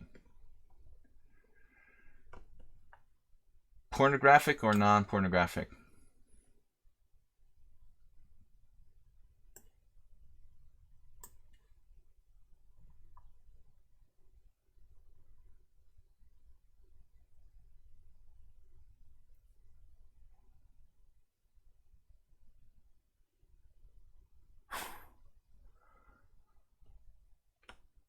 We might expand in the porno, into the porno category. We'll see.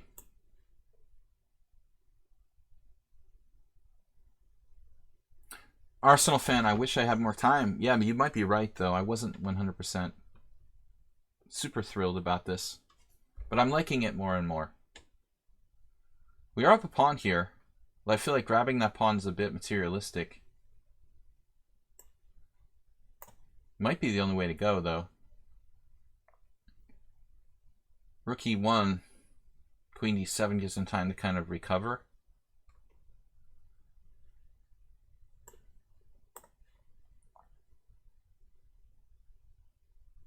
Definitely feels a bit materialistic grabbing this pawn, but a pawn is a pawn.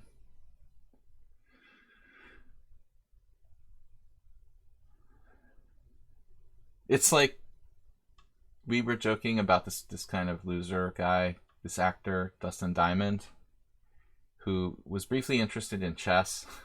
He played this stupid character on a TV show like in the 90s. And got interested in chess. Bob, wasn't it he got into making porn videos? And then sort of ruined his life. He was Screech from Saved by the Bell. I'm too old for that show to really have been something I would have even watched, but it was popular. And I saw the guy trying to get involved in the chess scene at one point, but it's reminded me of that. I don't want to ruin my chess career with porn. Even Arsenal fan knows that. And it's like he's in England. That's an American comedy show. Man, you have British television and you watch that? But he got into an incident where he like stabbed somebody. So now he went to jail, or I don't know.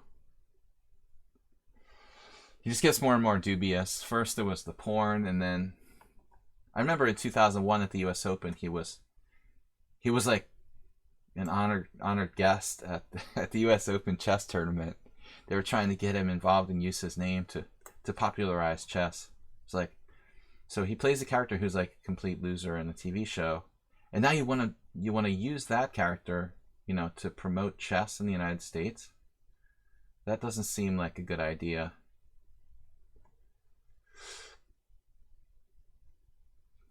Hello to you in Colombia.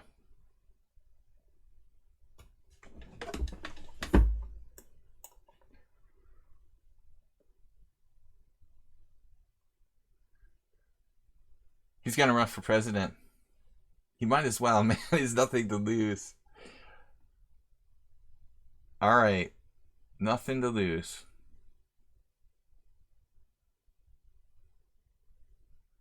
There's nothing to stop you from running for president because you've been like arrested or something, right? There's no laws against that.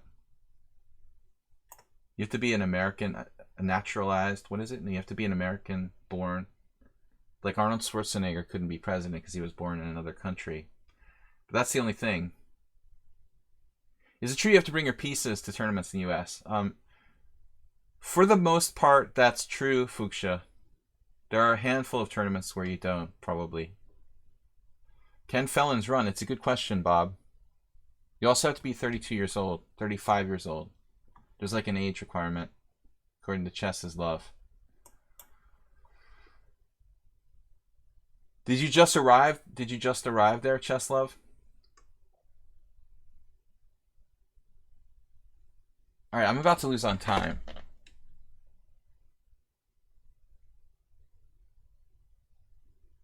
Let's do G4. I'm not afraid. This cost me against Arsenal fan yesterday. I almost got in big trouble doing G4. I did get in big trouble. In fact, I lost. You were peeking in the stream earlier. Okay. But you weren't that other guy who had to ban like 3 times, right? That wasn't you. He was sort of pretending to be you, I think.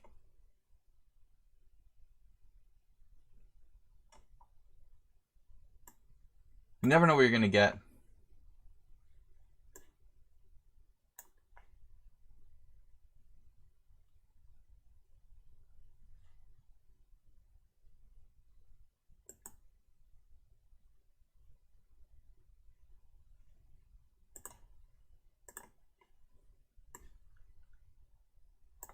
Problemo.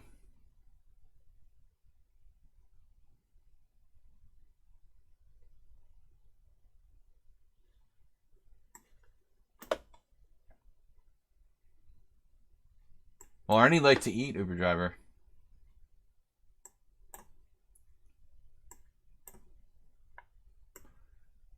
What am I doing here? I'm gonna get in trouble? What's going on?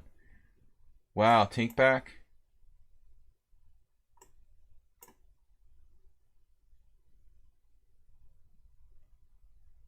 I'm actually getting outplayed in ascending. Holy crap.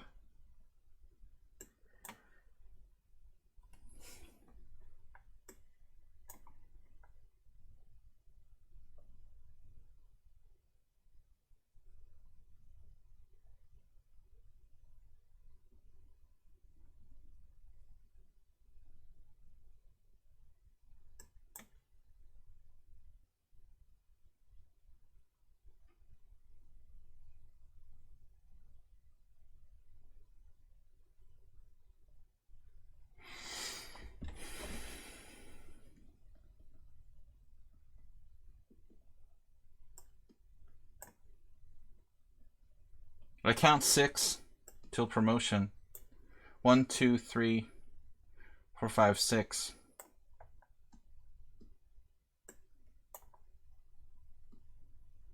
I'm promoting with check, so it shouldn't be a problem.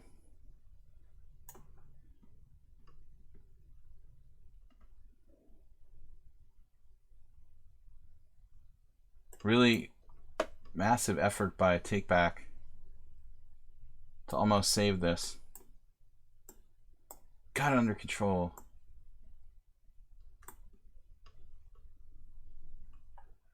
Take back, I think you're lost. Alright. Insane defense there.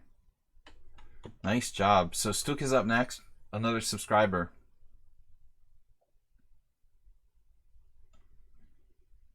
How much time do we have left, guys? I can't take all these challenges. I'm going to play my subscribers. And then Haberbomb will be up next, and we'll see what we can do.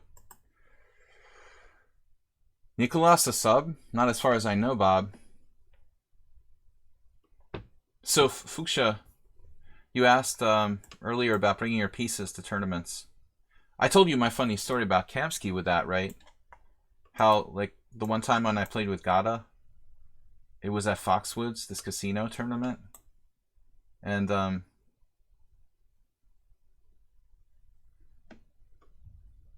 how was it? I had seen Gata was bringing his pieces to the board. I didn't have any pieces at the tournament. I've been playing more chess, more poker than chess at that time. So I didn't bring pieces with me. And I knew Gata had a little bag that he brought with him when he played. This is a guy who was like, you know, number 4 in the world at one point. And so I was, when I saw I was paired with Kamsky, I was like banking on him having his pieces. So I went down there and he wasn't at the board. I was like, wow, that's weird. So, and I didn't have pieces. So I was like, shit, what am I going to do? I'll just have to wait till Gata shows up. And there he was, like preparing in his hotel room for like 10 minutes before the game started. Almost like he knew that I didn't have a chess set or something. He literally came 15 minutes late, and I couldn't gain the 15 minutes advantage because I didn't have chess pieces or a clock, and I just sat there like an idiot for 15 minutes while Gata Kamsky was in his room like preparing for me for the game, because he's a consummate professional. You know, he prepares for like all of his opponents the same, I'm sure. So I literally should have had a 15-minute time advantage, but didn't, because I didn't have a chess set. Kamsky did. You know, sometimes you like run around an American chess tournament frantically, like asking someone to borrow their chess set. But whatever, I don't know. I asked a couple people, and they're all like using theirs, the people that I knew. So I couldn't get another chess set, and I just felt that was embarrassing. Rook g8, bishop g7. I once had a game with Nick defer me, and like Nick tried to play the Alyekin's defense. I don't know why, because he doesn't normally do that. In a rapid game, I beat him. This doesn't look right for black.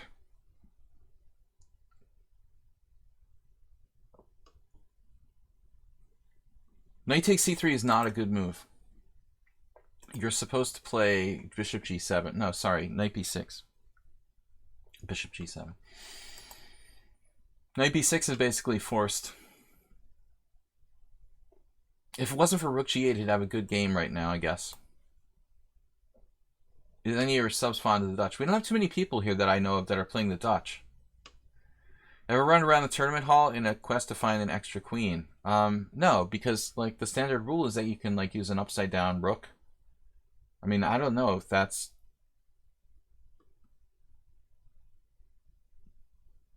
not officially accepted under FIDE rules or something. That used to be the old school way. Like there was no questions about like an upside down rook. Like, but maybe like modern chess rules, I don't know, technically have changed where you're not supposed to use an upside down rook due to confusion. I never had an issue with having to find another queen. They sell a lot of those like plastic chess sets that come with extra queen. I never had a chess set in my life with an extra queen, but I have noticed that some of them do come with one. This is kind of funny. Seems sort of weird and unnecessary. SeaWorld. But it's the Dutch. I always wanted to play the Dutch, honestly, but it went through my mind for a couple of months once. Never. It's just too hard, you know. You gotta like devote a massive amount of time getting adjusted to playing the Dutch. You have to pay your dues. You have to lose like a bunch of games really badly to like lower rated players. It seems like it's kind of a tough learning curve playing the Dutch. Prusers. Is that how you pronounce it? Roland Prusers. All right. I have this theory about the Dutch defense that like all rook endgames are lost because like if you get a rook on the 7th, it's over. The pawn's on f5, like rook c7. So all rook endgames are lost. Other than that, the Dutch is good.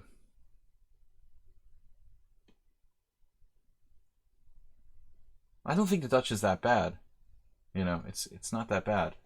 It's certainly a good way to play aggressively with black. I had a friend who played, actually Uber Driver knows this guy, Jakob Racine. He's a very strong FIDE master who was basically close to IM strength.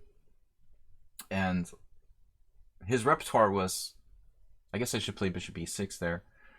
His repertoire was basically the Alekhine defense against e4 and the Dutch against d4. I mean, that's pretty cool. That's basically the most aggressive repertoire you can have, you know, with black pieces. I mean, playing the Alekhine and the Dutch. That sounds like a troll arsenal. I think they should be removed. But it could be a braggartly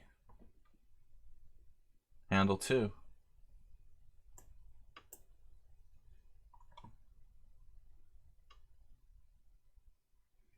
Never know. One can never knows.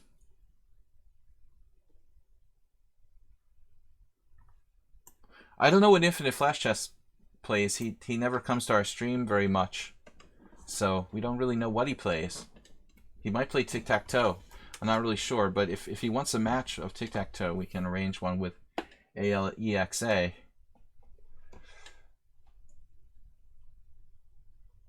You spent a whole weekend preparing e4 against the Alekhine, played a great game, got a winning position. Wasn't strong enough to win it. Was a draw.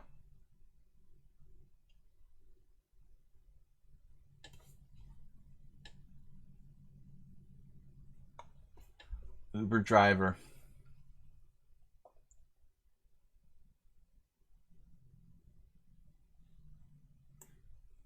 Always giving away hints about his identity.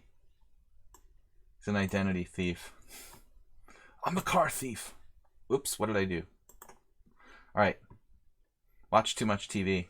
Start reciting commercials. Some really weird noise outside. Like someone's vomiting. But I don't live in that kind of neighborhood. It's not like I'm in the city. That would be a normal sound when those English football fans are like singing chants and stuff, but don't hear that every day here. Stuck is doing pretty well here. Bishop b5. Hanging in there after the awful opening. Mr. Coffee says, I'm not Bob. That's true. Very true. A member of the tribe. Uh-oh, there's shots fired. Carlson on the stone wall. Instead of letting your opponent out playing and get a better position, you're just accepting worse position from the opening and saying it can only get better from here on out. Well, I had a different explanation about the Stonewall Dutch from another grandmaster. Nicholas Sedlak told me that the idea behind the Stonewall Dutch is that you just like don't trade pieces. It's a good way to play against like lower rated opponents. I had never thought about it that way before. I thought that was kind of a cool concept. Stook getting very, very tough. He's 1400 supposedly, but he sometimes plays way above his rating level. Now, Jim was claiming that Stook was 1700, but that was just a very provisional 4-game rating there. So I don't think we're going to count that, Jim. Paw Pants says, I've noticed people who play online chess have lots of problems playing real over-the-board chess.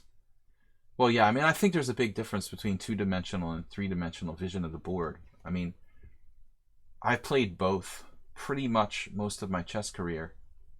I'm versatile at doing both. I prefer to see the real pieces, but I think you get more or less used to one or the other. So there is going to be a difference. And people who learn chess exclusively online are going to have a really hard time adapting. You know, I think that's definitely true.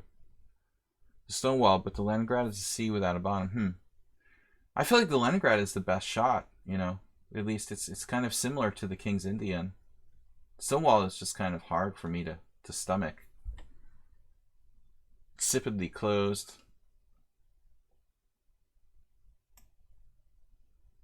Man, Stook is tough. I'm getting hungry. Leningrad definitely much more fun. These 5:30 streams, guys. I don't know whether to eat dinner before or after. I guess usually I do after. Gotta have a big lunch before, though. That sounds good, Bob. I could go for a Cuban sandwich right now. I think once we talked about Cuban sandwiches. You were asking about something.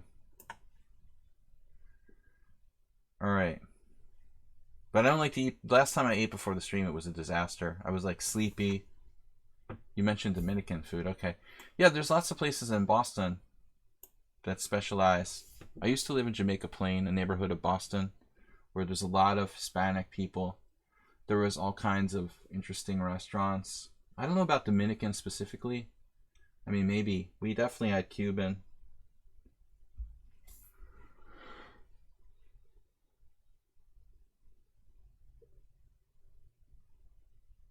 Did I have a gun? I didn't feel safe always, at all times, in Jamaica Plain. But I never had any incidents, although I had some friends get mugged. It never happened to me. I'm a big tough guy. No, I mean, you know, it's one of the kind of sketchier neighborhoods in Boston, or at least it used to be. But like, I feel much safer in Budapest than I did in Jamaica Plain. Like Budapest. Plus people don't, you know, like in Europe, not everybody has guns. All right, this is starting to fall apart slowly for Black.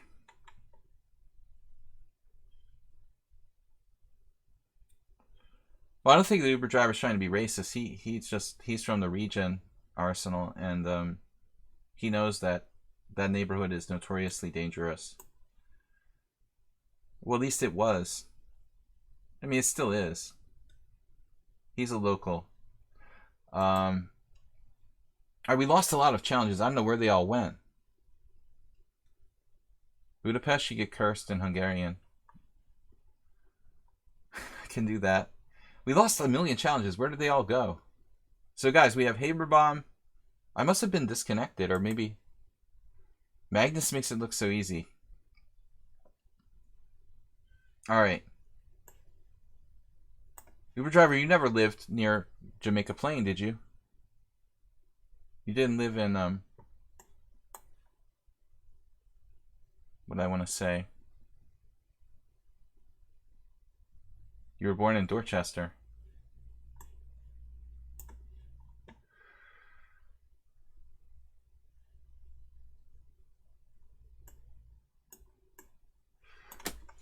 What's going on with my mouse here? On Uber driver, you get more mysterious all the time. Alright.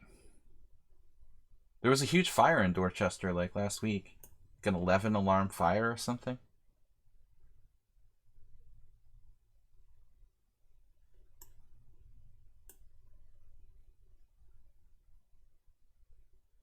Yeah, we have every town name that you have, Arsenal. They borrowed and made one over here. You know that, right?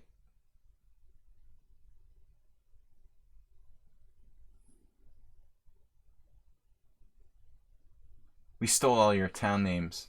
Here we go again. The same variation. Third time today.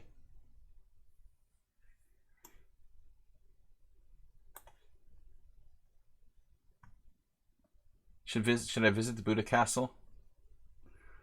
I don't know if like Orban hasn't like taken it over and made his office there.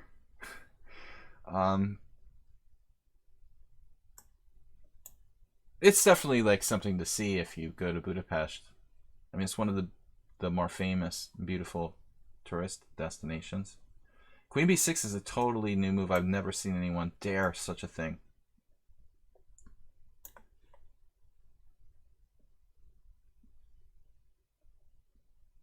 Yeah, I would definitely visit the Buddha Castle if you haven't seen it. Guess it's not really safe to go for a river cruise these days.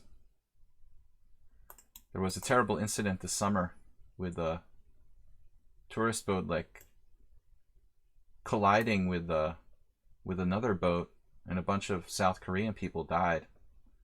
They didn't even have like life preservers on or anything. It's totally insane.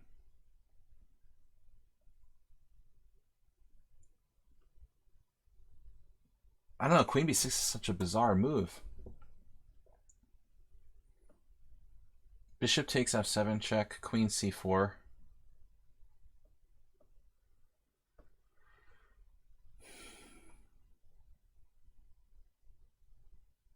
Well, I don't really want to chase the queen for the sake of chasing it, you know? And I can't trap it full on. It's going to a5, if you wanted to know, Bob. a5 will bother my bishop on a3. I had a similar game against someone. He's preparing e5 here. Then he has to watch out for knight g5, though. Who's drunk? Viking River Cruises? Well, it wasn't Viking River Cruises. I mean, they'd be... yeah. I don't know about the reputation, but they make a lot of money. I know that. There's a lot of wealthy people from the United States who do the Viking River Cruises. That is a huge business. One of your classmates died that way? Oh my God.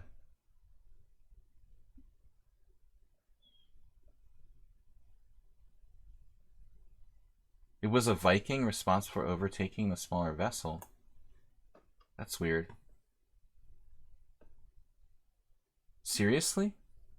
I mean, I wasn't there. I was here in the United States. But I thought it was like a commercial boat or something. That's really strange. Are you serious? I mean, I would have thought there would have been a lot more talk about the fact that it was a Viking vessel. I didn't see that anywhere. Because that's a big company. You could sue them for everything they've got if it was really a Viking boat. That's strange. I don't know why that wasn't highlighted in the news I saw. They must have a good damage control. Viking risk management must be like pretty good. I didn't see that fact mentioned. Okay. Good risk management department. We've got Rook B1. Haberbaum's speed of play is excellent. He's up to 1900. I think he's playing a bit too fast. Notice how he's only 1500 in bullet, though. You berserk a lot, Haberbaum. You're 1900 in the other ratings. Why are you lower in bullet? Queen c7. So he did play passively. I was more concerned about the active Queen a5. Maybe he's right to play queen c7. Oh, I saw a funny thing on lichess. You know, did you guys, anybody here watch the, I didn't watch it, of course. I'm not that into Bullet, but speaking of Donald Trump, I noticed on lichess they had the titled arena, and there was a new GM whose name is Lion Ted. Did you guys see that? And I was just trying to think of, like, who would make their, like, lichess account? What grandmaster would make their lichess account Lion Ted? People think it's Nakamura. Okay, that's a good guess, probably.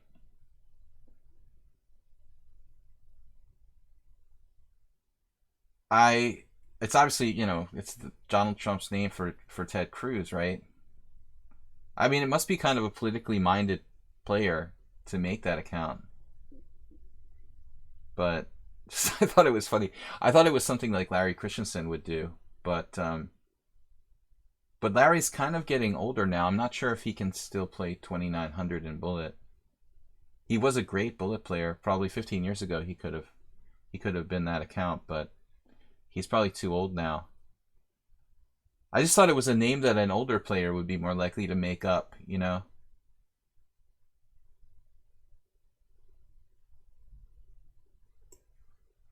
Better to burn out than fade away. That's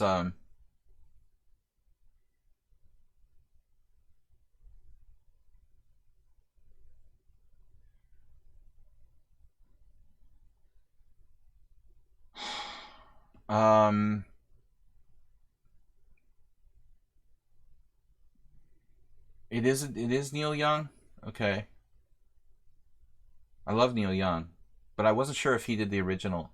Is that his song? Okay. I was thinking for some reason it was someone else. That's really weird. It should be Neil Young, but I wasn't sure if it was a cover of someone else's song or not. Neil Young is awesome.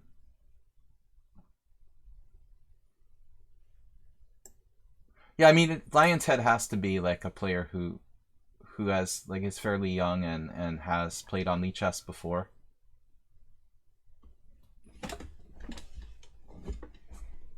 But I don't think it's like a really young player. Like, if they were like 17, they wouldn't pick like Lion Ted as their name. I think Nakamura would be like the youngest player who would probably pick a name like that.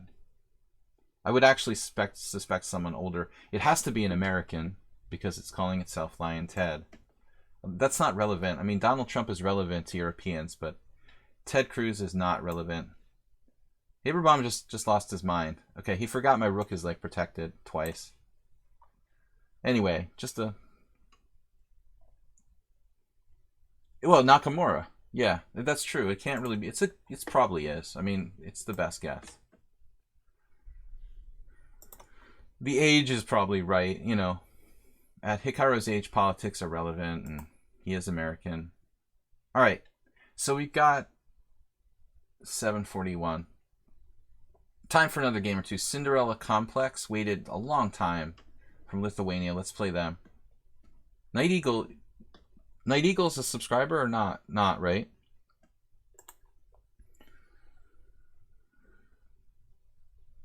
I mean, why would anybody else? Bob, it's not like it's a Donald Trump joke, you know? Nobody in Europe cares about Ted Cruz. I mean, they wouldn't pick that, you know what I mean? Crazy Nancy will be next. Crazy Nancy wins the title Tuesday Arena or whatever. Oh, Night Eagle did subscribe. Okay, yeah, we'll play you next. I'm sorry. Even if I have to go over the time. But we've got enough time. Rated is not getting. Night Eagle, you're up next. Alright. They could make like all the top accounts. That would be funny. It'd be funny if like all the top accounts on lichess were all different like stupid Trump names. You could have like Nancy and Ted and basically Crooked Hillary. So you filled up like the top 10 places on the Bullet and Blitz ratings with all these absurd names. That'd be kind of funny. No, I mean, basically no one cares about Ted Cruz. That's why I thought it was kind of odd, Mr. Coffee. But maybe, so maybe the relevance could be... I even thought, like, maybe it's a Texan player. Could it be relevant because, somebody who lives in Texas, for example? Why would you just randomly pick Lion Ted? I thought that was weird. It is kind of weird. Maybe there's nothing to it, but it just seems kind of random, I haven't decided who I'm going to vote for in the Democratic primary yet. We'll keep our options open, Uber driver.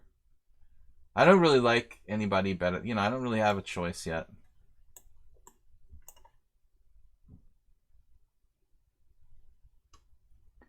No clear front runner for me.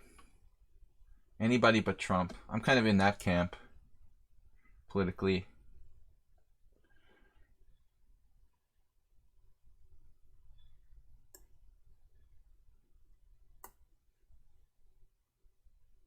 I try not to do too much politics here, but everybody knows that I don't support current administration. Alright. Queen takes d4. Cinderella Complex is 1100, and he's like reeling off moves. I mean, in the main line of the rouser now. Come on. Don't pretend you're 1100 after 100 games. You're going to play like a master now. Not on my last game. Okay, it's not my last game in the stream, but please don't troll me. Wernaki said A5? Well, it doesn't matter to me, man. I mean, they've got 100 games. They should be playing like an 1100. If they don't, then we can report them. It looks like opening book. Like, you shouldn't be 1100 and know 10 moves of the Richter Rouser. That's the first weird thing. Though it's not impossible. We can't just, condemn him as being a cheater because he knows 10 moves of Rouser theory.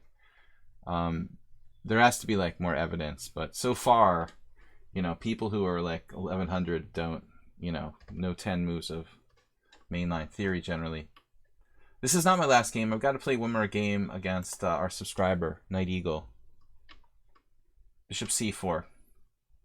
Bishop c4 is an inaccuracy, So maybe he knows book, but doesn't know more than his share. So this allows queen c5, which is pretty good for black.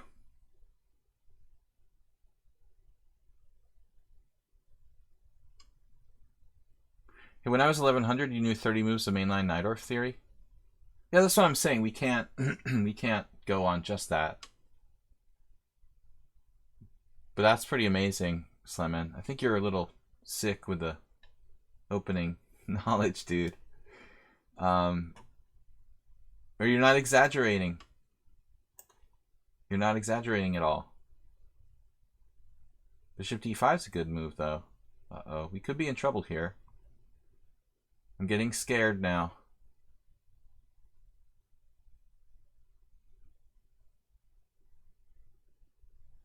Probably nothing to fear, I hope. Nothing to fear but fear itself.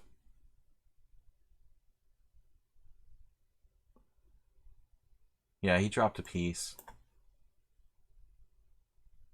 So he's in 1100, but he knows a lot of opening moves. It's good he's not a computer. I hate when people do that. Alright.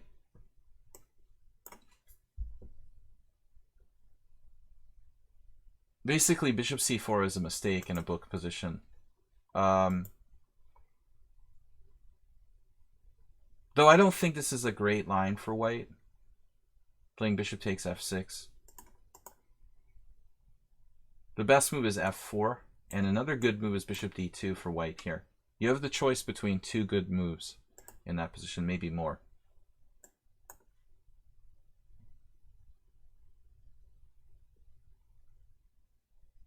You knew 26 moves of Milner-Barry theory?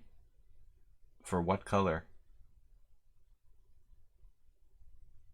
I basically didn't play the Najdorf because it had like 30 moves of theory. That turned me off.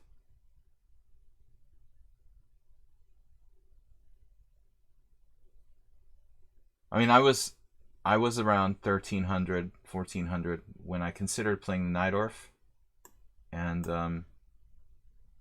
got John Nunn's book on it, which was in the late 80s. And basically, I was like, no, I'm not going to memorize 30 moves. At that time, it was like 25 moves.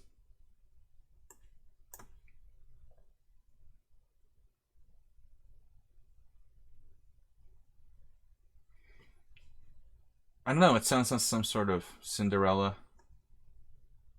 planet thing. Is that what it is? Is that a planet thing? One of these astronomical things? Bob?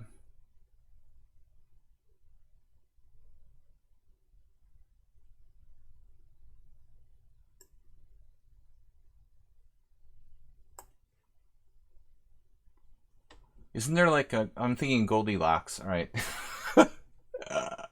I'm so crazy. The Goldilocks planet. I got my Cinderella confused with Goldilocks. He's having a little bit of a hard time.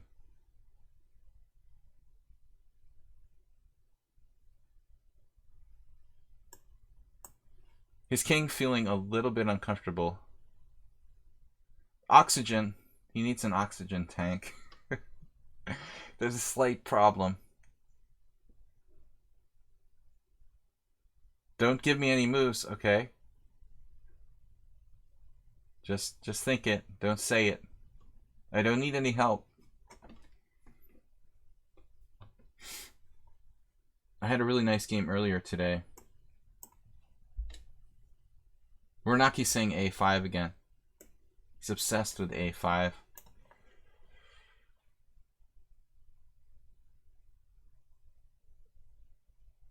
Bishop A1.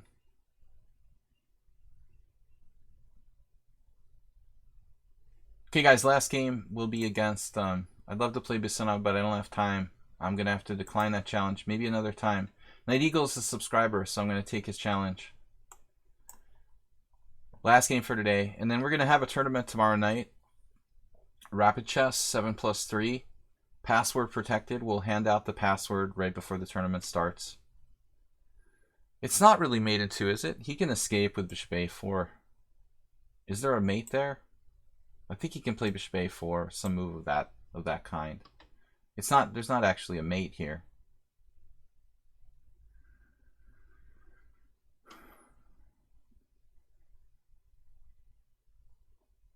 King is claustrophobic.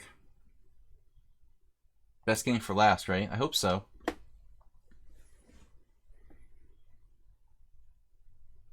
Did you check your arsenal?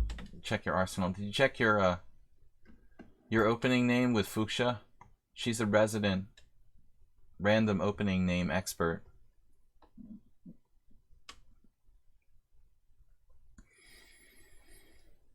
Intentional master. I'm an intentional master from the United States, now residing in Hungary most of the year. Guys, thanks for joining me, and thanks for supporting the stream. Jim donated 200, Move 11 donated 100, and Rufus and Doofus with 1 this week. It's a short week, don't forget. By the way.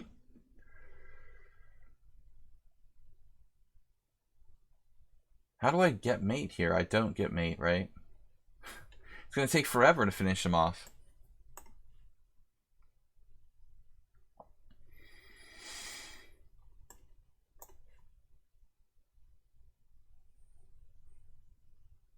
I don't need your help.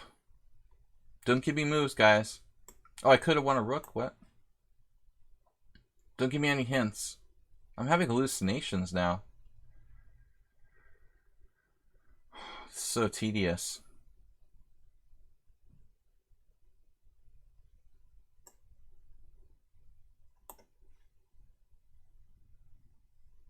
His pawns are getting kind of dangerous. Chess committee. I have ideas. I probably missed a mate somewhere. Bishop B2 mate. Right. It's easy. Now we've got something. The unconscious desire never to resign. There's always a chance.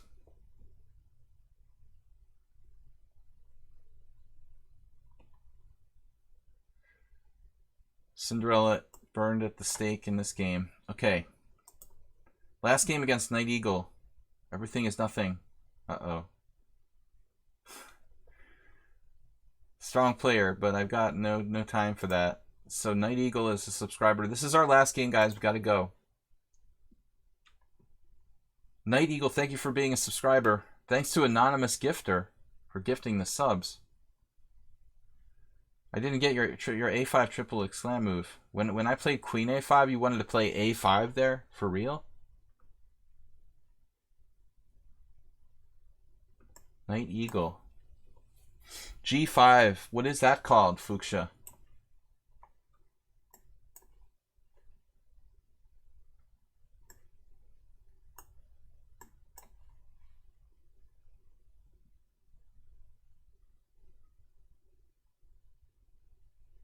No, I don't think A5 in that position is exactly played.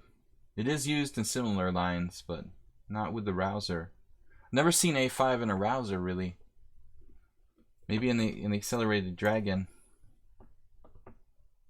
G5 is called the batsman. No. Uber Driver's talking about knight F3 G5 arsenal. Gambiting a pawn. It's an extremely dubious move, but it must have some sort of name.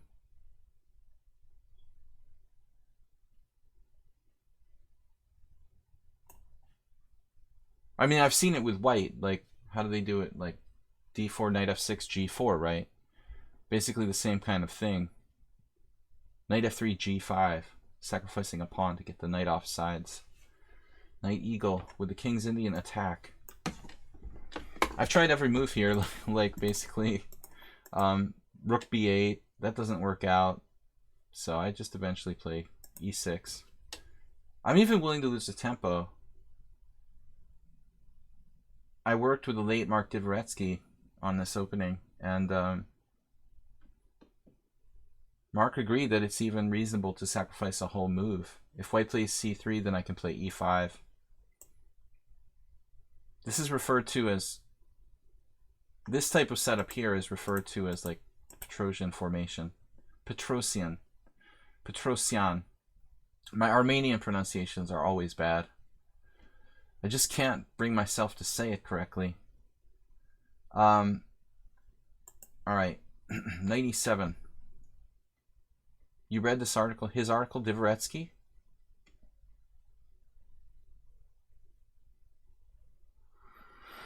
Because Mark actually did play it with white.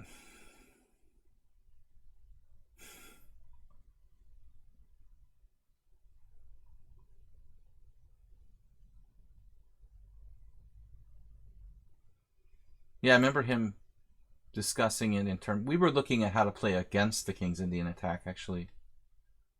But he did discuss one of his games. I remember he talked about where he was actually playing the white side of a King's Indian attack. I don't know. I'm just kind of making this up as I'm going along. Bishop D2. This has actually become a closed Sicilian now. It's no longer a King's Indian attack. I think once the knight goes to C3, you've got just a straight up King's Indian attack. More Smyslov style. I hate playing these kind of closed positions.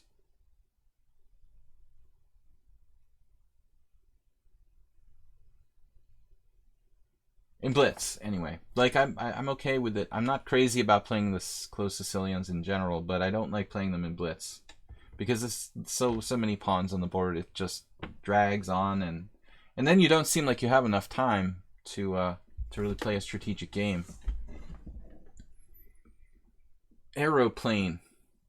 I call this the pawn smile when I play F5 here. I'm not sure if I invented that or who gets credit for that. Some people refer to it as a pawn bowl. The bowl or pawn smile. Smile seems... It sounds like you gotta be smoking dope, but maybe we were. Pawn smile in effect. Daniel King calls it the bathtub. Better not get Bob started trying to analyze that. Okay, knight f3. Looks like a good move.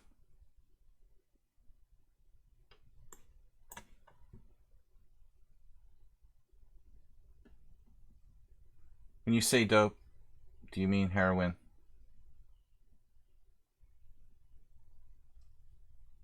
Well, most people, I guess, don't smoke heroin in general. Mr. Bob. But I guess you can do what you want. Okay, you're an expert, not me, man. I don't... I'm not going to smoke any heroin. It's cool. I'm good. I'm you know, I'm old school, I think. I won't touch you on your drug vocabulary.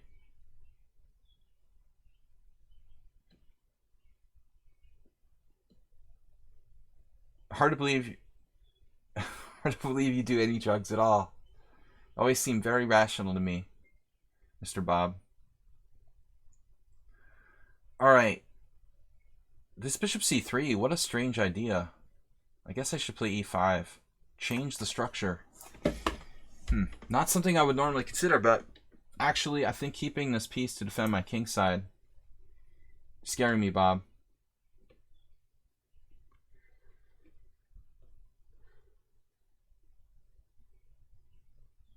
We don't promote drug use here.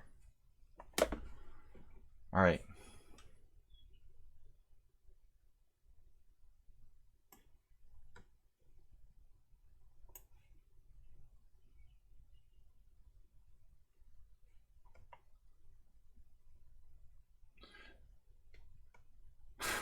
Juicebox just showed up. How's Cambodia? Somehow I saw... Chess is a drug of sorts. Mozart.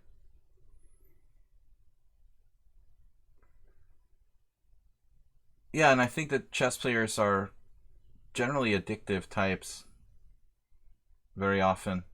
Why else would we be doing this?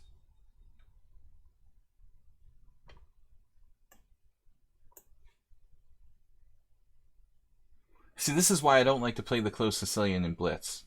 Actually, as I said before, I don't really like playing it at all, but particularly in Blitz.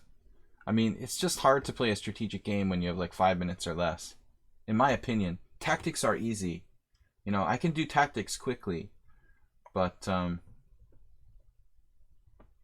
going to move to Vietnam. A little more stable than Cambodia, eh? Juicebox? Vietnam and Cambodia have both been in the news quite a bit lately. From what I've seen. There was something about Vietnam yesterday. I don't remember what it was now. You get more chess in Vietnam, Juicebox.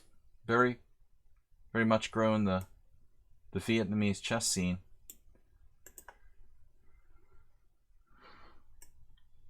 Never been there, but that would be... I'd feel a little more comfortable with Vietnam. John Mack got deleted by Mubat. I don't know what happened there, John Mack. You have an African pig disease problem. I don't think that was a story that I noticed, but it might have been among them.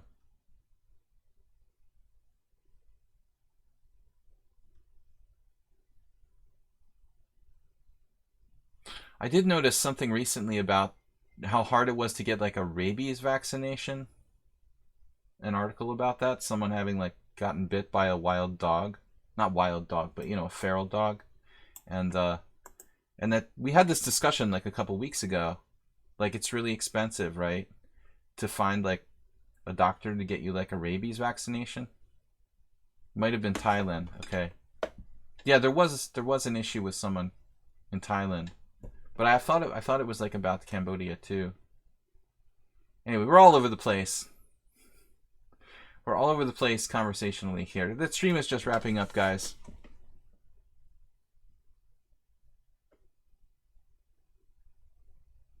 Pleasure Beam. Definitely a weird dude. Nothing wrong with that.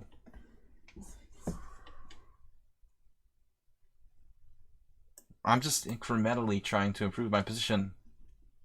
Look at that bishop on a1. How can that be? How can white be okay with that piece? I mean, everything else seems alright, but he's hoping against hope that the bishop on a1 will play.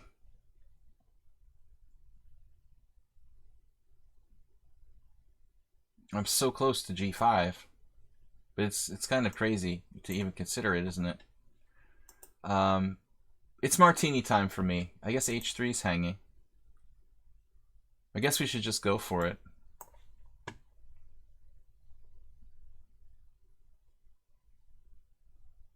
We have the roller, but that plays into his hands of like loosening my long diagonal.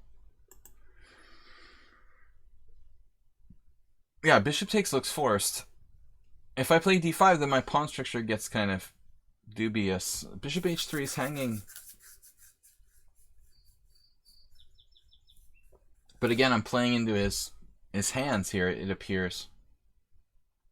Wow. I could take on f4. This is the big issue here. Queen h5 at some point. So bishop h3, queen h5, rook c2 check. That's always a good move to have. Handy.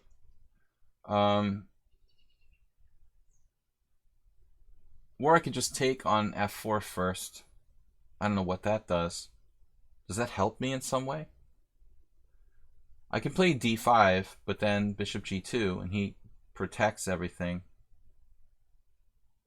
It's kind of funny. I mean, I don't see like a crushing blow here. I think I'm just tired, so I'm just not seeing it, you know? Rapid. Post Sladgie Rabies Arena. That's awesome, man. Bob created a tournament. The Rabbits. I always think of that. Let's just go for it. I always think of that. What are the Rabbids, that animated thing? He sort of routinely played the automatic move there. Probably a big mistake. Rabbids. Rapid Rabbids. Rabbid chess. Pawn is pawn. And you have a bishop in prison on a1. That's like a dark Cambodian prison over there. Juicebox will never have to worry about that.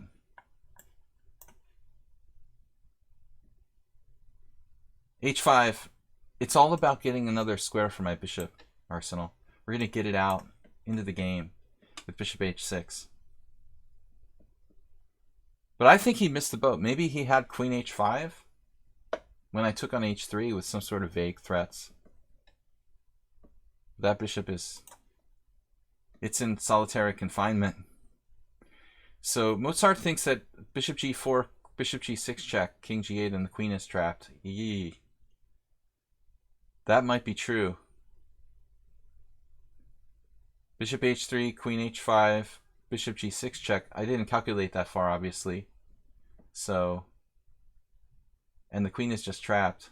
And unless he has some crazy thing like sacrificing his queen for discovered checks with like knight takes g6, probably Mozart is right. Mozart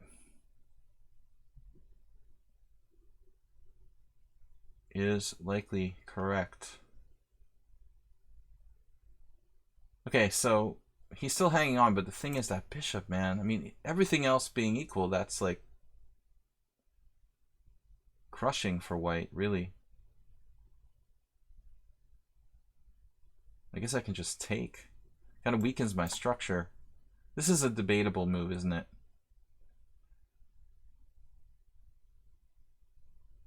Man, if rook takes, rook c2 check again. You have to take with the pawn. White has all sorts of problems. So knight f5 is strong. It's kind of a minimalistic way to play the position, but it's good enough.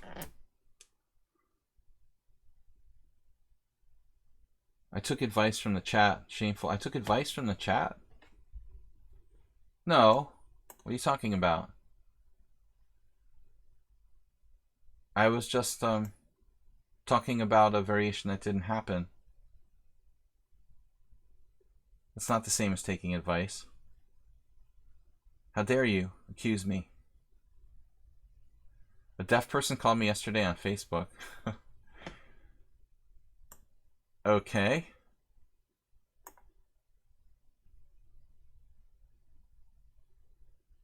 White's still hanging on. I definitely don't want a bishop endgame. I wouldn't mind look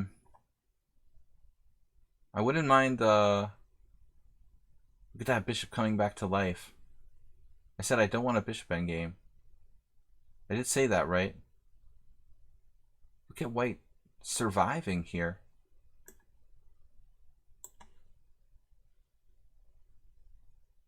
Knight Eagle, tough to the bitter end. I might give you that one. Trade you a hamburger today. How does Popeye go? I mean, eventually these pawns, the pawn smile has changed form to a new dimension.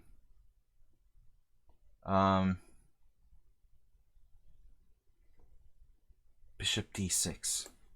Whoa, I just picked up an X or something. The Exorcist. Wow. You've got no threats here.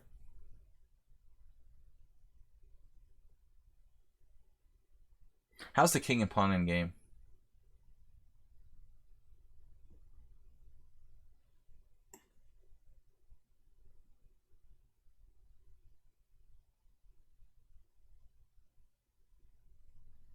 Rook h8. I'm about to lose on time. Amazing defense.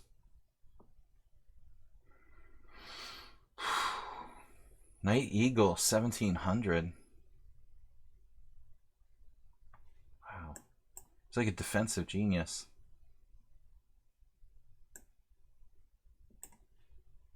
Still, I mean, this shouldn't hold on.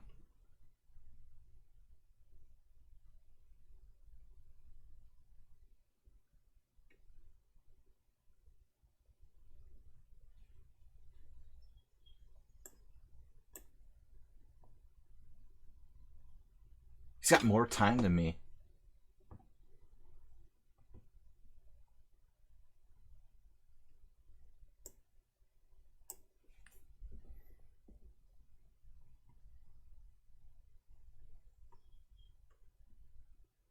I guess there are a lot of easier ways to probably do this.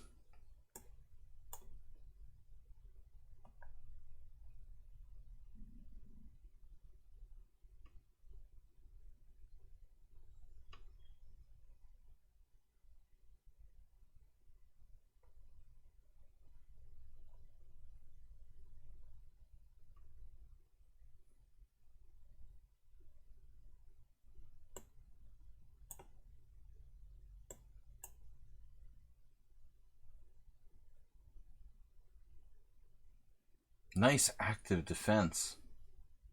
Wow. Check him out. He like wins a piece here with like no time. Are you serious?